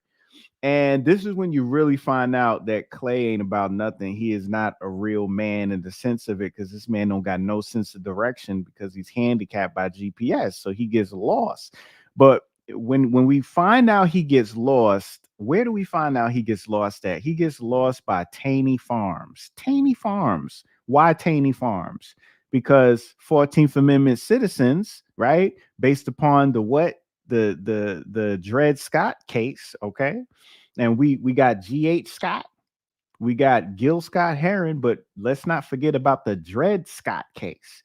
And the Dred Scott case is a case where Dred Scott went to court you know, trying to get recourse and you know, go. He tried to go to court in respect to him being a slave and wanting to become a free man. You know what I'm saying? And get damages and everything like that. And they ruled against him. They was like, "Yo, you can't be no citizen because you are a descendant of the indigenous people, and indigenous people can't be citizen. You can't be a citizen and be free." Because citizen means slave. So if you're trying to be a citizen, then yeah, you found guilty. You held in contempt. You an oxymoron. You see?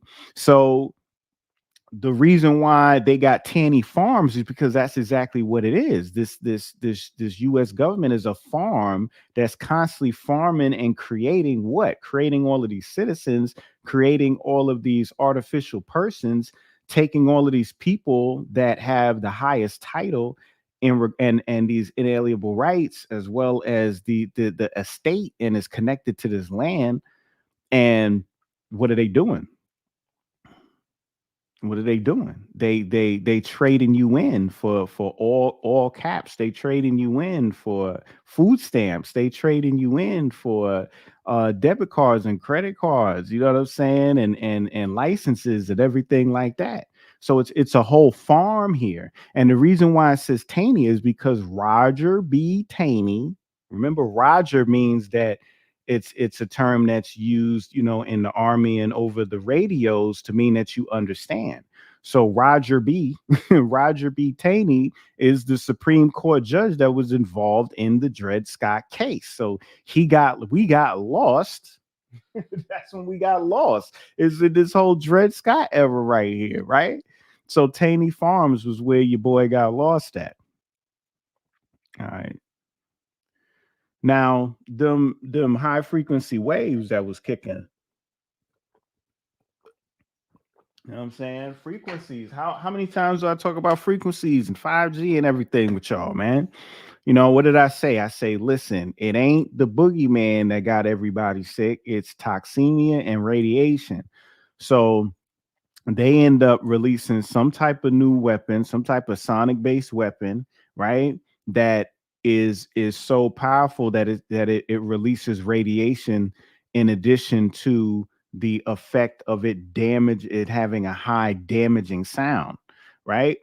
And we got to understand that direct energy weapons have always been the way that they kind of force, navigate, coerce, push groups of people in the population to do things are just straight genocide, you know. And we have to look into the mud flood, we have to look into Tartaria, we have to look into the Great Reset, because we think, you know, the world we looking at right now is the world it's always been, and it's not. We missing big gaps of time in history because there's been resets, and the adults and the elders was wiped out, and the children's was all that was left, and they had orphan trains and everything like that, where they then programmed the children to this new world. If you look at the, you know, the early 1900s and 1800 pictures, they got all these videos and all these images of kids in work clothes, they in overalls, they working in factories and stuff,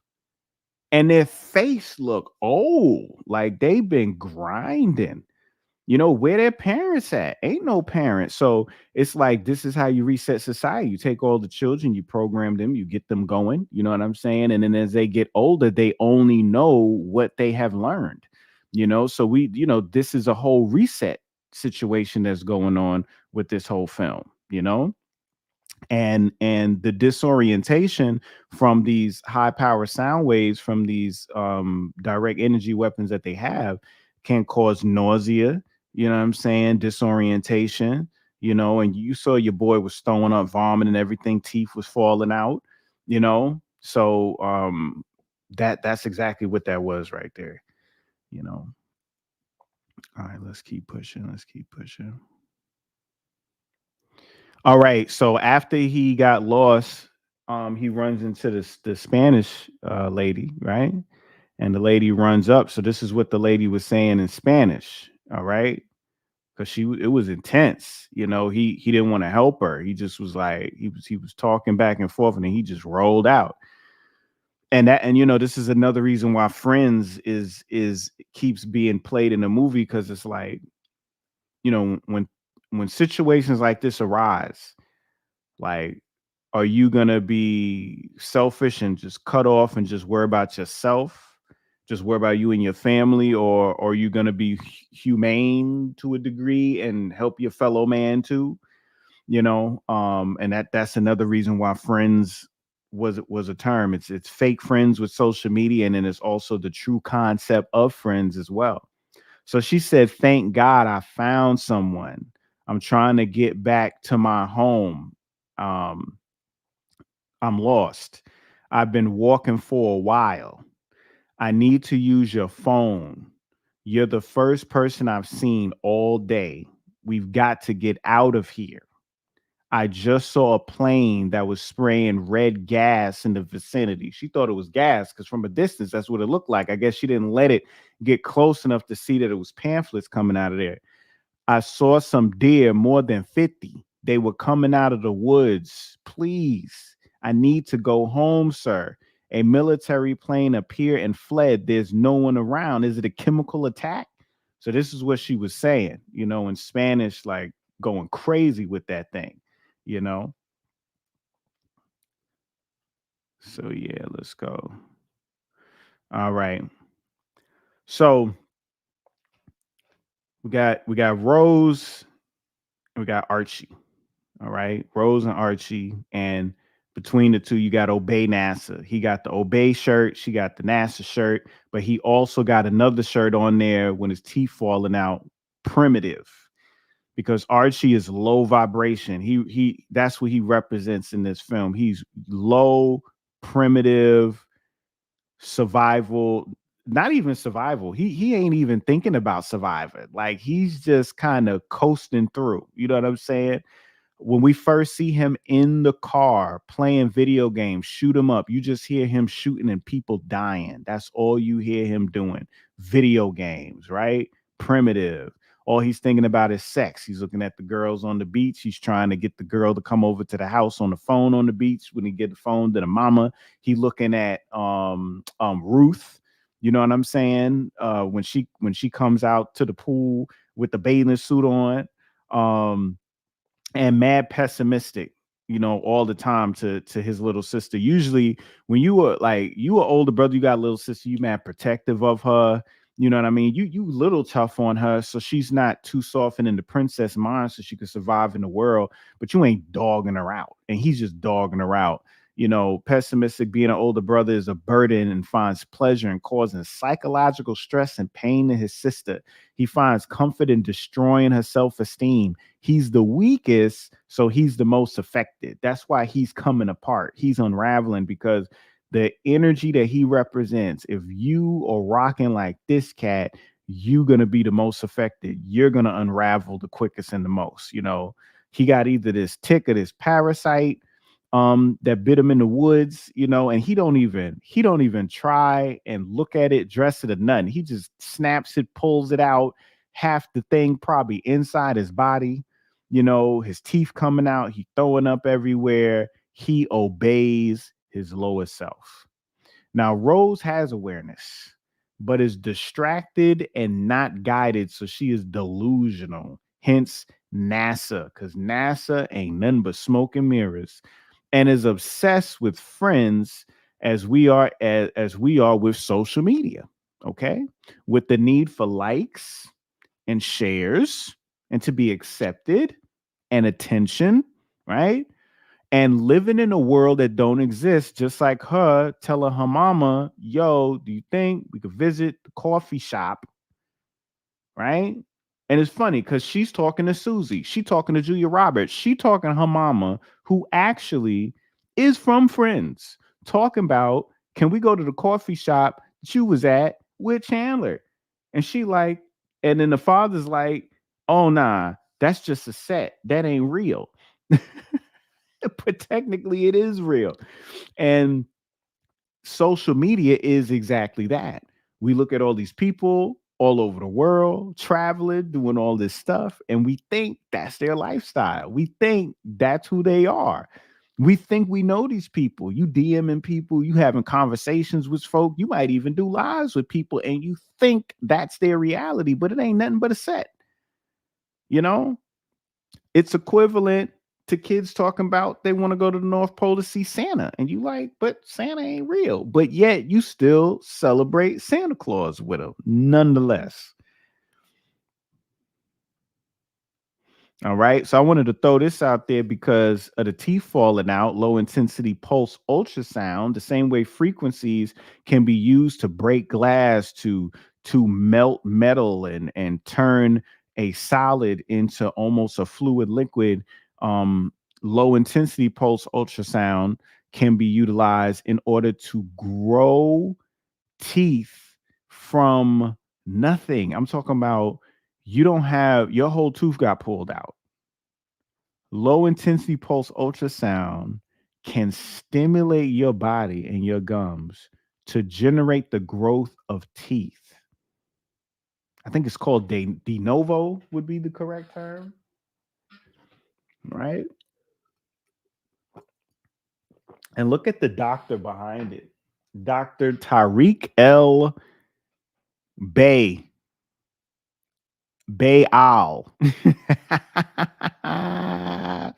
Looky. Look at that. I'm just saying, son, this is wild. Y'all need to look that up. All right.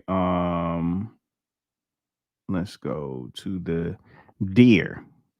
All right. So we know 1776 is celebrated every July 4th. Well, on the eve of July 4th this year was the full buck moon. What is the full buck moon? This is where all the bucks start growing their new antlers in.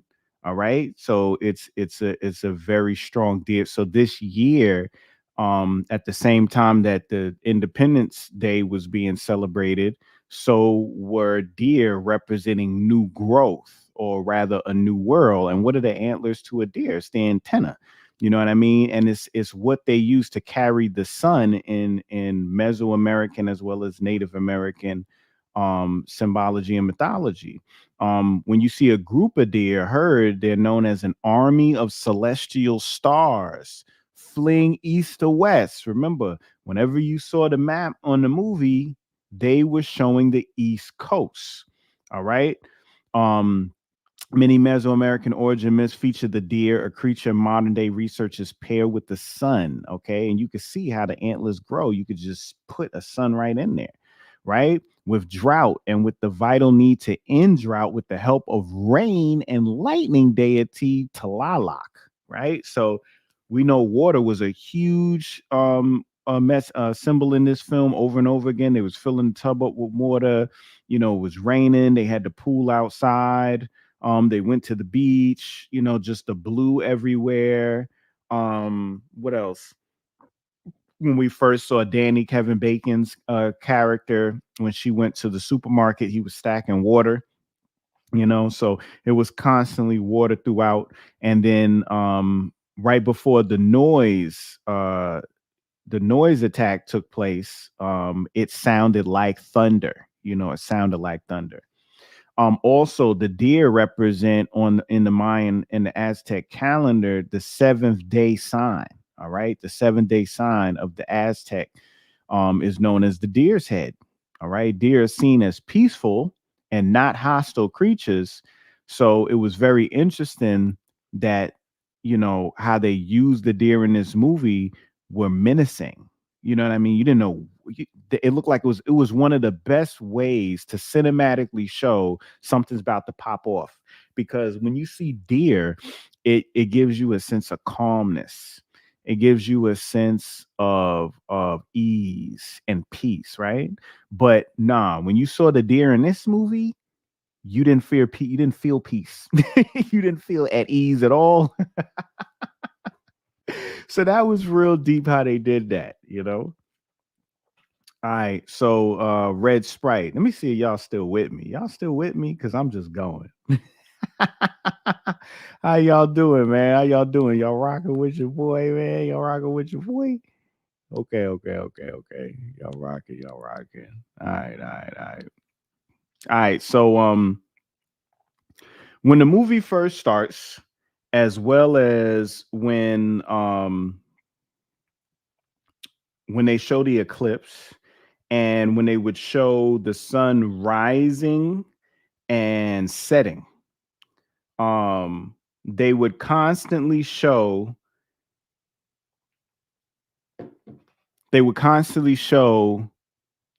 as the sun started to go behind the earth, they would show this red glare. It's called a red sprite. They kept showing a red sprite, and what is a red sprite?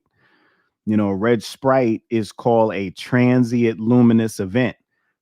Even when the drone was coming in the distance, it looked like a red sprite.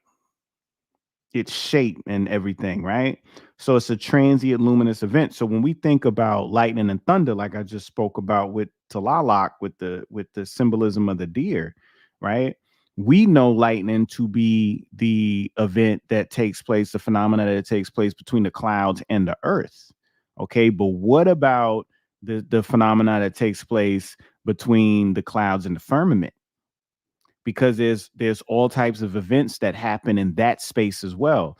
And all of those transient luminous events, them TLEs, are named after supernatural beings. So red sprites, also known as red fairies, are a type of transient luminous event. All right. Primarily appearing as red flashes of light occurring above thunderstorms. They are part of a larger family of upper atmospheric phenomena linked to thunderstorm activity alongside blue jets and elves. So if you see this image over here, you got elves and halos, gigantic jets, blue jets, tendrils, sprites, pixies, gnomes, and blue starters, right?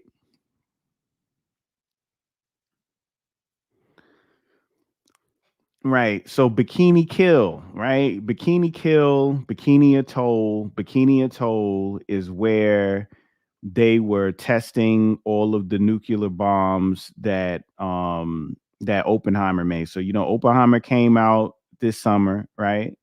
And he made the bomb, right? So they were testing it out in the Pacific Ocean, over by the Pacific Islanders, the over by the Marshall Islands, and the name of the area is called Bikini Atoll. This is why in SpongeBob SquarePants you got Bikini Bottom, and Bikini Kill is showing you that they're doing that the same way that they're dropping bombs of radiation back in the day, right? They're dropping the bombs with what? With sound, because he got a record player on his chest. Right. So now they're killing with sound because that's what they did in the movie. That's why it's Bikini Kill. Right. Now, clay is just that. He's clay. Whatever affects him, he's molded by. He doesn't have a sense of his own. Right. He can be molded into whatever you want him to be. He's a husk of a man, no real substance. He has no direction, teaches media studies. He does not lead the household. Amanda leads the household because she's a man. Duh. She's a man. Duh. Right? She dictates vacation, sex, cigarettes, who comes in the house, and stated when they was playing Jenga, it is her job to make his life a living hell. Can't make this stuff up, man. Can't make this stuff up. Where am I? Now, hold on before. Okay, yeah. So his name's Clay. Why is his name Clay? Let's dig into it. So by now, some of y'all should know that there was a QR code on the map. So when the emergency broadcast comes on in the middle of the night, when no one's down there, only when we're watching, right? Fourth wall being broken. This particular image makes it through real quick, and it says that there's a cyber attack across the country, power outages reported along the East Coast, right? But right along the East Coast, I think this is like Kansas where it is, right? Or maybe that's Kentucky, there's a QR code And when you click on the QR code with your phone, it takes you to Mercer County.com, Lake Shawnee. And when you read about Lake Shawnee has a troubled history dating back to the 18th century. Mitchell Clay. What? Clay? It's a story about somebody named Clay. Mitchell Clay and his family settled here in the late 1700s, establishing a farm. There go that farm again, and raising 14 children. Tragedy struck in 1783 when Native Americans killed 2 of the Clay children and kidnapped Ezekiel, one of them, who was later burned at the stake. They killed 2 of his kids, took one of them, and burned him at the stake. Clay sought revenge and with other settlers killed several Native Americans. The Clay property gained attention in the 20s when an amusement park owned by Snido was built. However, the park experienced unfortunate incidents, including the death of a girl on the swings and a boy drowning in a pond. Eventually, the park was abandoned in 1966. Years later, during construction, human remains and Native American artifacts were discovered, indicating that the park was built on an ancient burial ground. The presence of children's skeletons raises questions about whether the Clay family was also affected by a curse. So this is going to follow the theme of the movie, the theme of America, period. How the land belongs to certain people who was already there. Some other people come in there, right? And then when the people want their land back, they're reluctant to give the land back. And I'm gonna show you how that happens exactly in this movie very shortly. But they even have something every October, right? Remember, that's Julia Roberts' birthday. That's when Matthew Perry died, and that's also when the trailer dropped for the film, right? And every October they got something called the Dark Festival at this location. And all the ghost hunters and the paranormal people, they all go here. So yeah, don't be surprised if they do a film on this next. So we're dealing with a situation right now where we had a hole in the corona of the sun the size of 60 Earths, and I called it the big vagina. It's like a big vagina opened up in the sun, right? But when I looked at it, I was like, yo, that looked like a scorpion. You know what I'm saying? That's the first thing I saw. I was like, that is a very distinct shape that is on the sun. So I said, yo, I need to just get a picture, a silhouette of a scorpion, and put it next to it just so I could see I'm not going crazy. And when I did, I got that joint and I'm like, yo, bro, if that don't look like, bro, come on, son. And you know what's so interesting about it being Scorpion is the fact that Julia Roberts is a Scorpion. Ethan Hawke is also a Scorpio. Both of them are Scorpios in the movie, So I found that quite interesting right there, that Scorpio energy. All right. So of course they talking about the solar winds affecting, computers and, the internet, I day by day. And then at the same time on the 13th, what else happened? Mercury went retrograde, so we dealing with that whole energy of technology not being dependable right now. So we got that scene. One of the hardest scenes in the movie, bro, the Tesla car scene was no joke. It was all white cars too. I found that quite interesting. And this was another scene where you saw that Clay was not a man, because he was the one that was driving, right? And then she gets out and starts looking at the cars, and she realizes that these are all self-driving Teslas. And a car starts coming, and Clay like, oh snap, here comes somebody, babe. Let's wave them down. Come on over, man. Maybe they know. And I'm just like, even if it is a person, What are they going to help you do? All these cars are crashed. There's nowhere to go. What is this person going to help you do? You're not thinking, bro. And she realizes that this is a car that has been hacked and is about to kill them. So she takes the wheel. Okay. Julia takes the wheel. She takes the wheel, gets up in the car, and she's the one driving and gets them out of there. So, I'm thinking this got something to do with AI. All right. Because you got the drone, and you got the Tesla cars. When Danny was talking about the pamphlets in California, his friend was telling him in California, they was in Korean, right? On the West Coast, but on the East Coast, they was Arabic, you know what I mean? Because the West Coast is closer to Asia. On this side, we closer to the Middle East. So it only makes sense that whoever you in proximity to, that's your enemy, and then they talking about cyber attack, hackers, and then G.A. Scott was in cybersecurity. So it's all computed, And then right after the movie drops, all of a sudden, 2 million Tesla cars get recalled.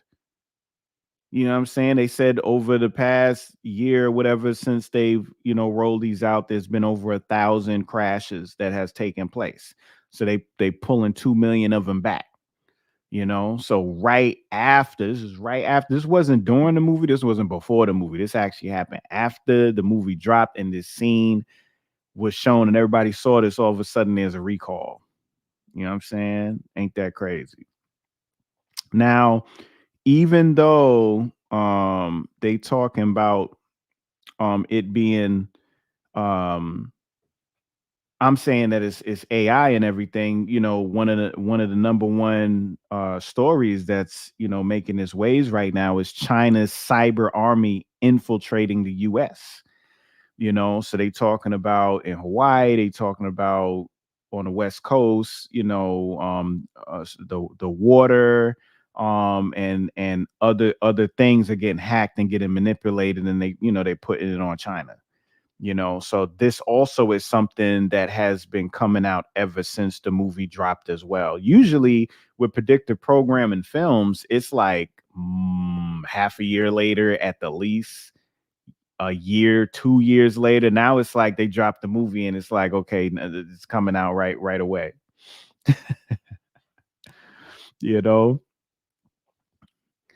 So yeah, Mahala, who played Ruth, you know what I'm saying? Beautiful sister in the movie doing a thing, unapologetic, through the whole movie.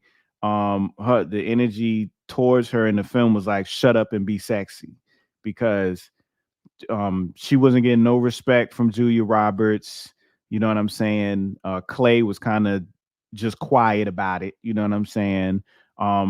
The father was being as respectful as he could, but pretty much wanted her to kind of calm down. But she was speaking from the gut. She was saying what needed to be said, but when she had that bikini on, right? And when she sat next to him and was like, yo, you ever had sex with any of your students? You know what I mean?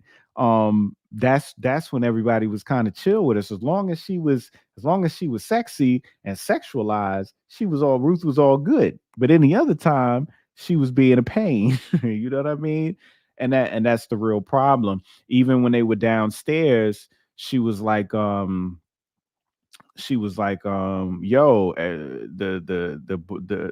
the son Archie up here taking pictures. He was taking photos of her on the phone and then tried to rub one off upstairs in the bedroom off her, right?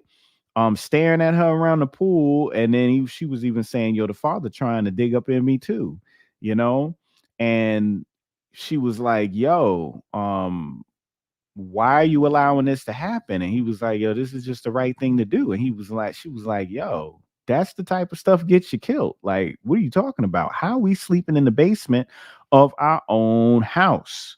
Now, she's an Aries. So, Aries is war. Aries is Mars. Aries is red. All right. And she's born on the 6th too. You know what I'm saying? So 6 is sex. 6 is carbon also. So she was really representing that power that melanin power up in that movie. I know she was a little more fair skinned than Mahershala was, you know, and some people thinking that the mother might have actually been white, but I don't think she was in the book, you know.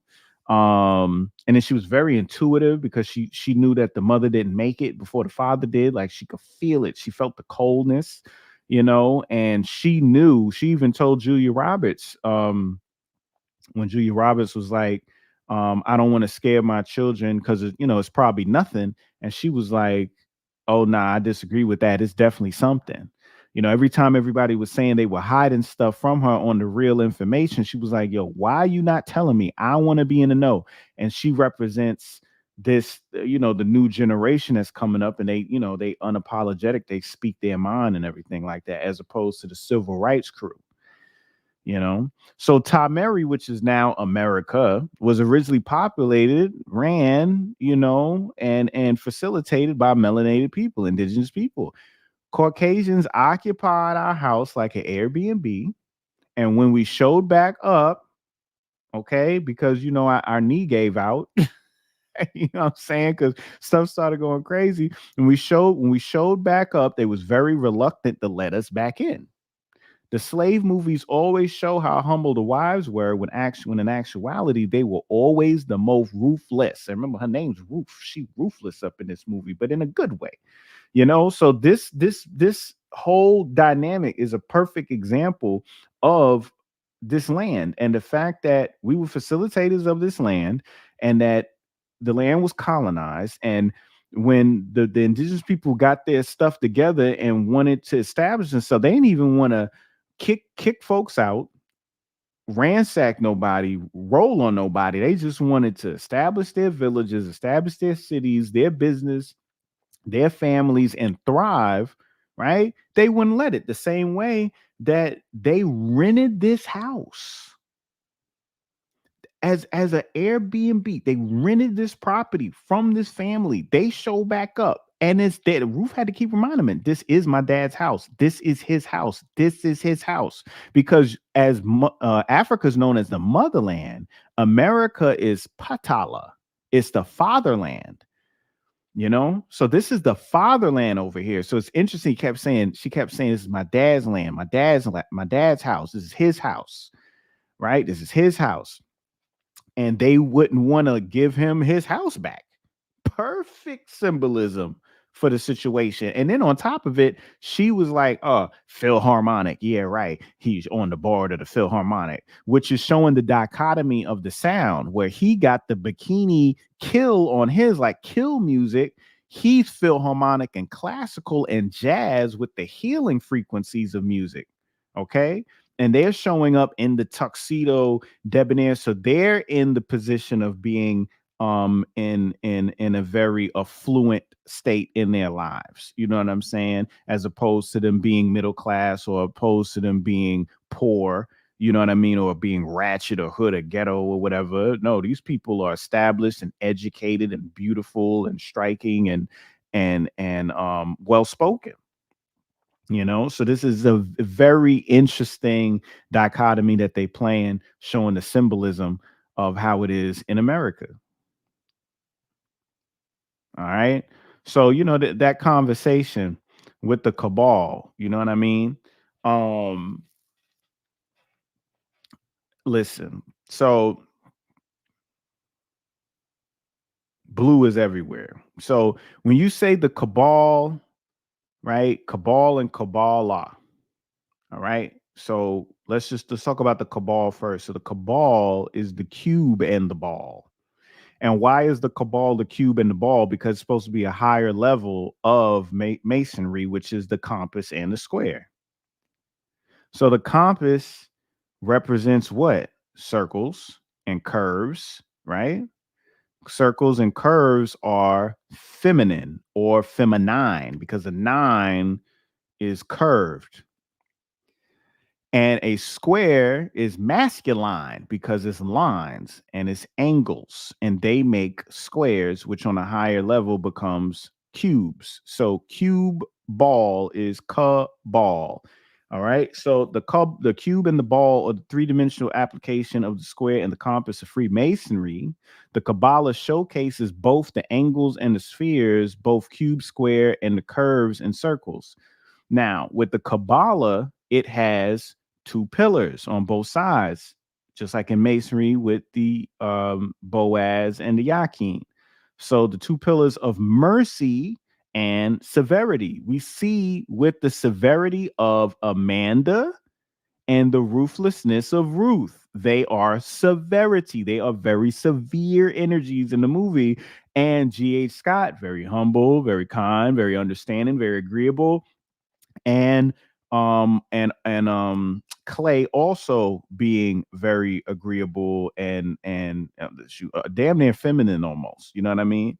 So they represent what? Mercy. So you have the severity side with the women and you have the mercy side with the males. They were in Long Island, New York, which represents York Rite, which are the Royal Arch Masons, hence why Clay's son's name is Archie, right? And GH's last name is Scott, as in Scottish Rite, right? Scottish Rite.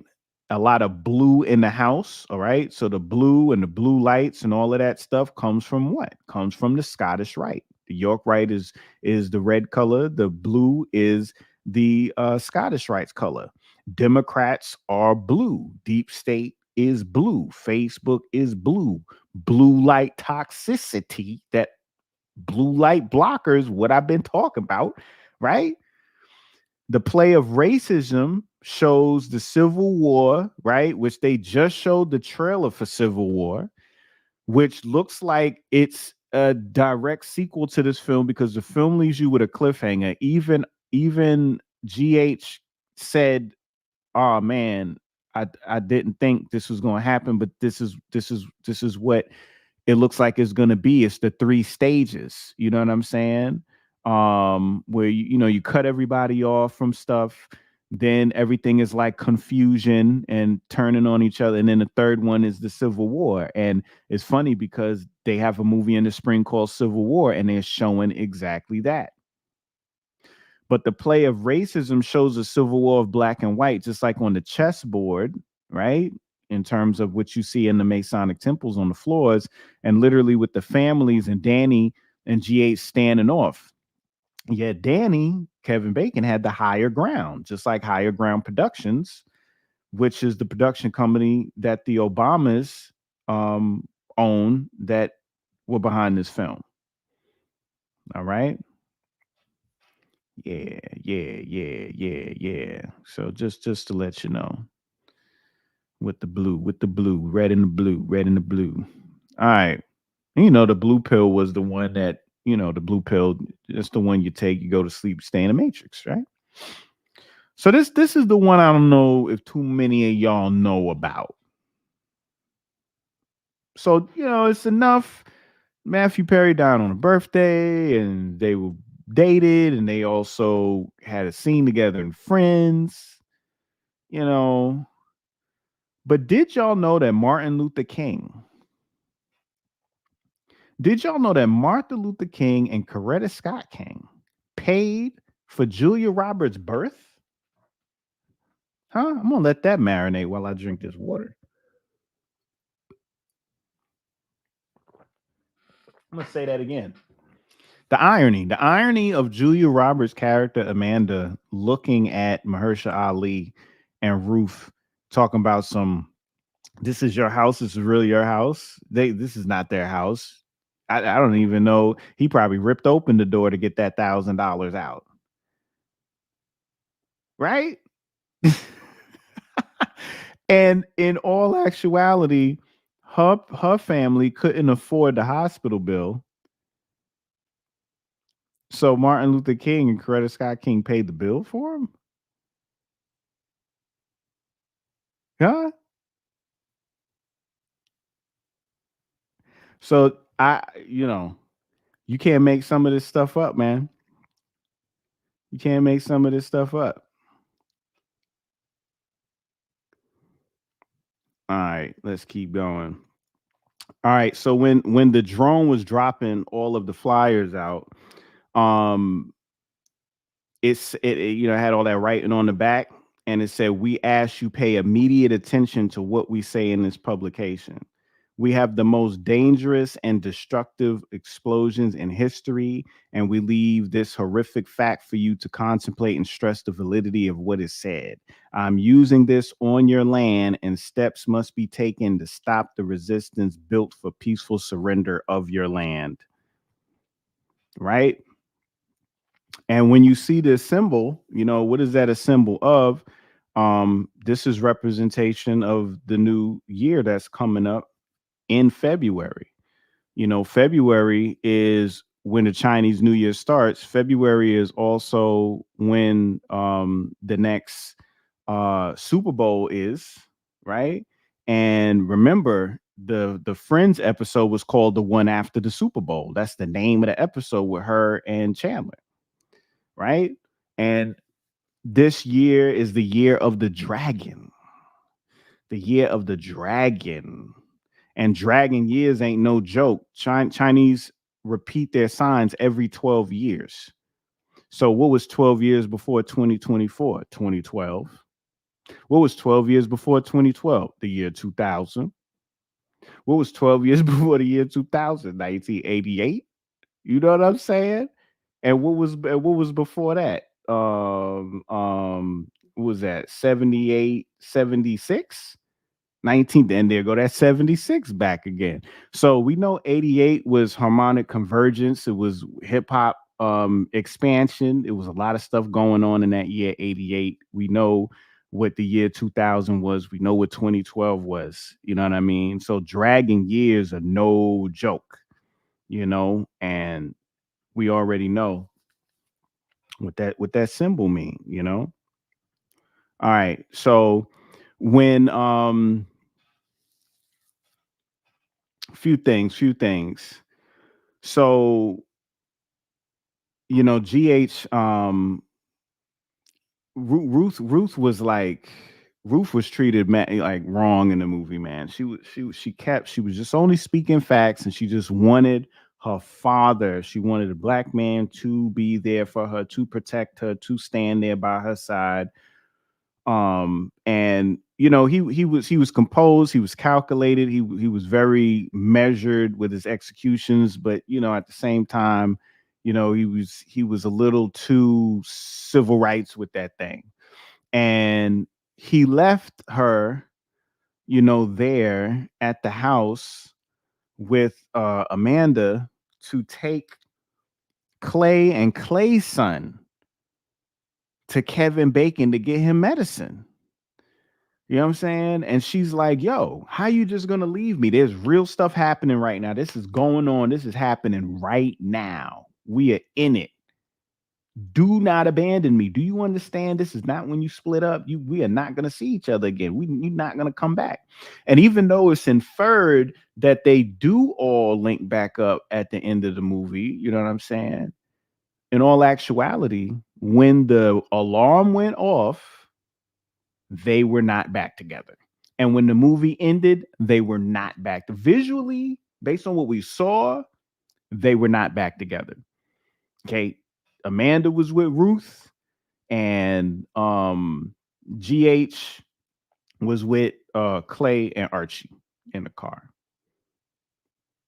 And it's deep because when he was talking about the deep state, and he talked about meeting with the rest of your when you talk about the Cabal, meeting with the rest of your evil folks that take over the world on the solstice, the winter solstice, on the car he drove on, it said 1222 on the car. 1222 is the solstice. This year it's on the 21st, I believe, but usually every year usually falls on the 22nd. So it says 1222 on the car, winter solstice. You know what I'm saying? And then he stuck and then it's the winter solstice, you know what I'm saying, in that conversation, So we got to look at what, the empowerment and everything that happens during that time as well. So, So we move forward. Everybody's looking for Rose. Rose tells the story about the guy not wanting to take any help. He was waiting for God. He found out on the radio, he lived by a river. He found out on the radio the river was flooded and that he was gonna the city was gonna get flooded. And he heard it on the radio and he prayed to God, said, God, come get me. A boat came by to try and save him. He said, nah, I'm good. God's about to come get me. Helicopter came after that. The water's getting crazy. You about to die out in here, bro. Come on, man, let's go. Nah, man, I pray to God, God's gonna come get me. And then it flooded. He drowned. He dies. He's in front of God. He's like, God, what's the deal, son? I was praying for you. I was waiting for you. Why did you abandon me? He was like, what are you talking about? I put it on the radio. I sent you a boat and I sent you a helicopter. What else you want from me? So she was like, I've been seeing all the signs. I'm tired of waiting. I'm going to go. So she dipped. You know what I mean? And where she dipped is to a residence. The residence name was Thorns, and the residence that GH went to get the satellite phone where he saw the plane crash and everything like that was called Huxley, because Aldous Huxley wrote the book Brave New World about a dystopian future similar to 1984. And a lot of the symbolism in his film is based on this book, Brave New World by Aldous Huxley. So Huxley was the residence. The sign was kind of hanging, you know what I mean? And then the house that she went to name was Thorns, because when she goes in the house, the first thing you notice with this big giant house is that it has a red door. And why does it have a red door? It has a red door because it's representing Passover. You see what I'm saying? Because in Passover, right, as you hang the red cloth that represents the blood, right, this is what they do in Passover. You remind your family that each time they walk through to see it, they can be visually reminded that just as the Israelites were redeemed when the blood of the lamb allowed death to pass over their home, that we are redeemed by the blood of the lamb, Yeshua, who allowed eternal death to pass over us. So that was symbolism of them avoiding whatever is going on by her being in this house that had the red door or the blood over the door. Okay, so she goes in there, and first thing we see is she's eating all the junk food, but over her there's a painting that got like slaves on it, and that's just to show that her first thing was junk food. Like she was eating just all the trash and just being gluttonous, just tearing it all up all on her own. And she didn't even have access to the home. She had to break through the window to get up in there. Then she goes downstairs, and because she notices the bunker, and they got plants, right? Fresh plants growing, thriving. They got exercise room. They got water. You know what I'm saying? They got a pantry, right? They got books, right? They got everything up in there except, natural sunlight, but they probably got something for that too down there. Who knows, right? But she bypasses all that, and she sees the DVD collection, and she grabs the Friends, and she pops it in because she's been wanting to see this episode, and she gets bathed in the blue light. Ooh, that dopamine. As everyone ignores the sign, she ignores the gift. As she finds shelter, plant, life, pantry, exercise equipment, she bypasses all of them for entertainment. The last one, which is interesting because Matthew Perry was the last one casted on the show. Ironically, her name is Rose, which is red, showing her generation is the last one giving up light for the blue light.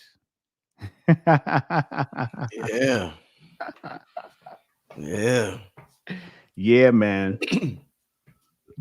KT, man, I don't know how you do this, man. What you talking about?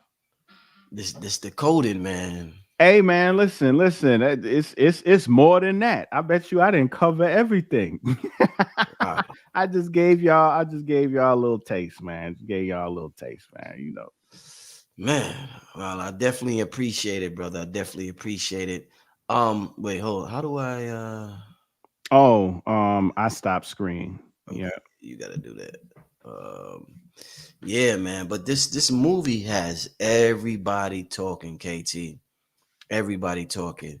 Um, in terms of the Obamas, I asked BDell this, and I'm gonna ask you. Mm-hmm. Comedians, I'm very interested in getting your opinion. Comedians have said for years that when a black man become president, it's going to be the end of the world. It's going to be a wrap. When Obama became president, you Oh know, yeah, everybody, the world, it was pure chaos. That's when all the police killings broke out, and a lot of shit started happening. that's right. Why is it that when a black man came to office, everybody's talking about the end of the world?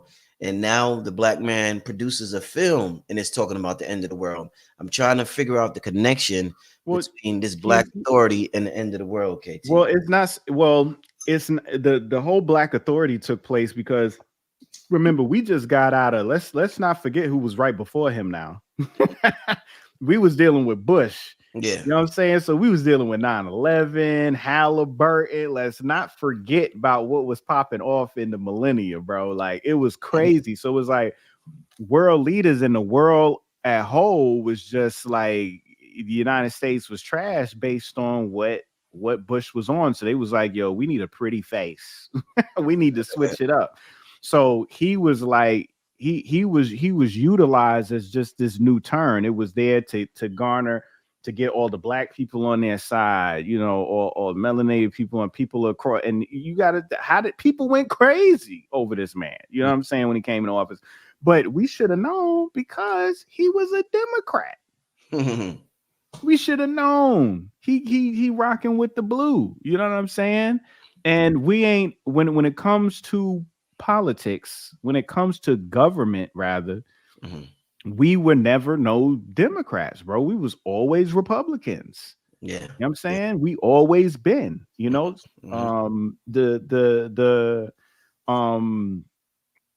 everything that we've always been on throughout history has always reflected Republican, you know. There's no democracy, like nobody messes with democracy. They don't mess with the demos.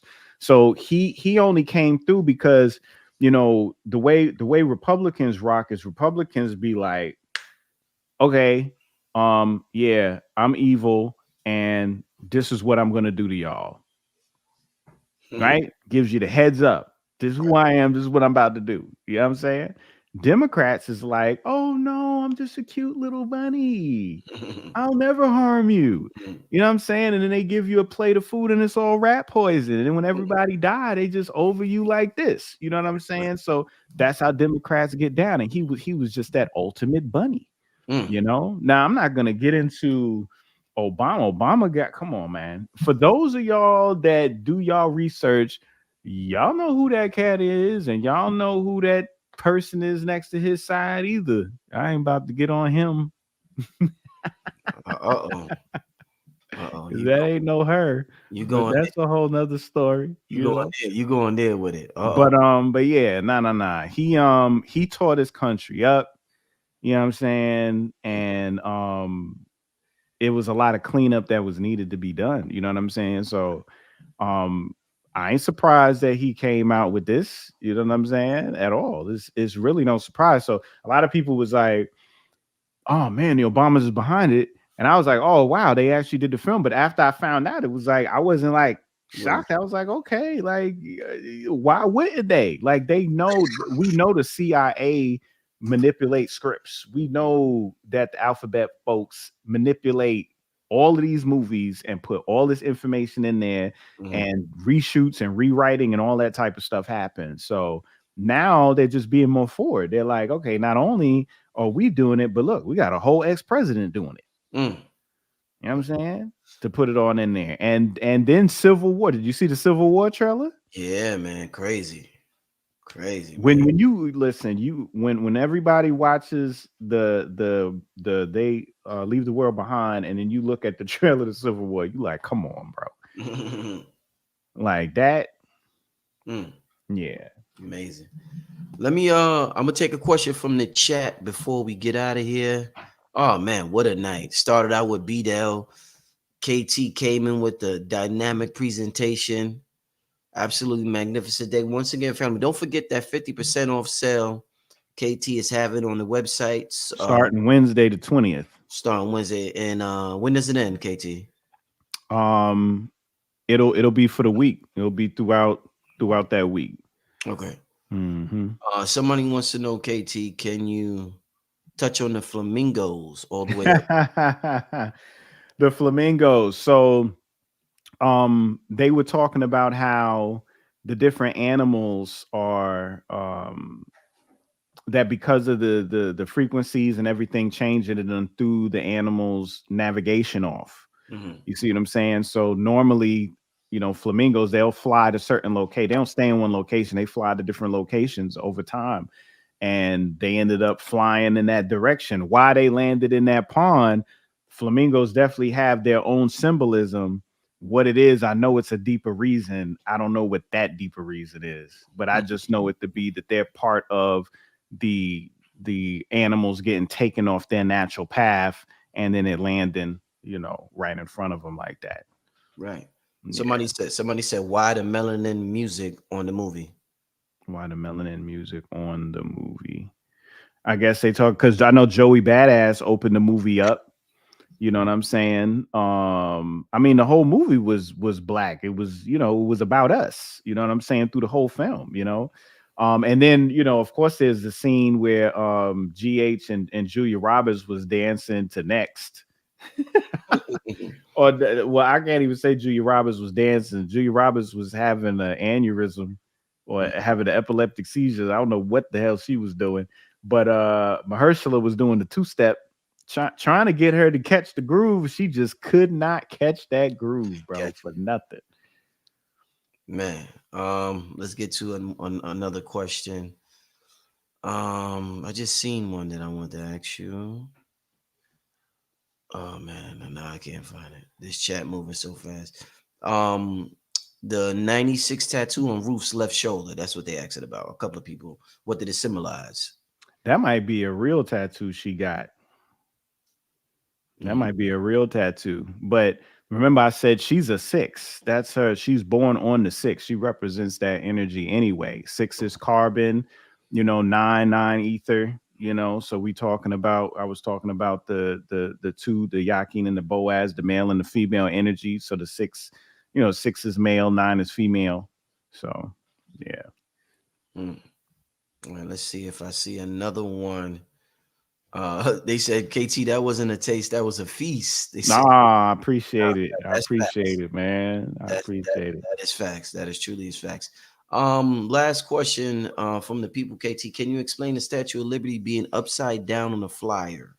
Well, yeah, you know, the if that means liberty, you know, statue is supposed to mean liberty, you know what I mean? And it also welcomes this is where all of the immigrants was coming, right? So it was welcoming everybody in the country. So if you flip it upside down, then it's going to be the opposite of liberty. It ain't no liberty, because we can agree to that. Like, where's the liberation at, right? And then the fact that we don't like people building a wall, right? So we don't want no one in, we don't want no one to get out. And then with them talking about the Sinister Six, you know, pretty much like think of America like Spider-Man, and all these other countries are like Dr. Octopus, the Rhino, Electro coming together trying to get Spider-Man, where America would normally be letting people in, right? Now they like, nah, you ain't gonna want us to come in, so we have to kick the door in and take this thing. So it's just the opposite of what the Statue of Liberty stands for. You know, it represents the energy of Diana. It represents the energy of Sirius. It has the torch for illumination, you know. So there's a lot of different meanings when it comes to the Statue of Liberty. So when you have it upside down, then that negates whatever those meanings are, and it's going to be the opposite. Yeah, indeed, man. KT, man, death to liberty, you know. I want to thank you so much for coming on here and breaking this down, KT. We about to go into 2024. We actually got the fast coming up at the top of 2024. Yeah. We're going to get people right as this, because so guess when Mercury turns back direct, Rich? When? January 1st. Ooh. When has that ever happened? Ooh, very interesting. Wow. how did that line up like that? Yeah, man. Wow. You know? Wow. So we in the 24 hours a day. Yeah. That's that 6. You know what I'm saying? Yeah. Then Mercury going direct on the 1st. Mhm. You know, so yeah, we definitely got to do the fast because everything is going to be cracking. The shadow's going to last, I think, about 8 days or something like that. So, you know, when you get into like the 9th or something like that, that's when it's really going to start moving again. And this 24 is going to feel like a season. Watch. It's going to feel like 3 months went by. Wow. It's gonna go by that fast, huh? Mm-hmm. Wow, man, oh man. Hey, Yeah, KT, one more yeah. time, leave the people any information that you want to leave them for them to get your Oh, yeah, for sure. and So yeah, soionicbotanicals.com. You know, Rich will have it in the description. That's the website. Like I said, sites, the sale starts next Wednesday, 12/20, just to give y'all a heads up on that now. I'm on IG under KT the Arch Degree, Facebook, TikTok, and I have Patreon as well. And what else we got coming? Yeah, got some good content, got some good videos on the way. And I have a big event. It's Empower 2024 in January, the 15th and the 16th, out in Denver, Colorado. Queen Afua, 19 Keys, Mike Rashid, and a host of others are going to be there. I'm speaking, I'm doing a panel, I'm doing a workshop, got a table. So for those of y'all in the Denver area, the surrounding area, anybody who wants to fly in, I'm gonna have the event link on my site, the Eventbrite link for y'all to get tickets, but it's Empowerment 2024. You can find it on IG. You can message me for further information, but that's where I'm gonna be speaking at next, and I'm gonna do a real good event. I'm gonna be talking essentially about how our bodies are being hacked. Ooh. By who, KT? By who? Yeah, that's what I'm saying. How, like, the movie talking about hacking and everything, and they talking about hacking the system and the grid. How about hacking your body and hacking your mind? And I'm going to be breaking down the actual ISBN and URL of your body. Damn, bro. Shit. Man, I look forward to that, my brother. Keep up the good work. Family, I want to thank we still got 3,000 people in the building. I want to thank everybody for tuning in tonight. I know y'all definitely enjoyed tonight's show. With that being said, this is Brother Rich, KT the Arch Degree. Shout out to BDell, who started everything out tonight. Big shout out to the brother. Thank you very much. I know he, like, whatever I didn't touch on, I know he got it and then some. So y'all got it all. I think between the two of us, they ain't no stone unturned. Indeed. All right, family. I'll see you next time, family. Peace. Peace. Yes.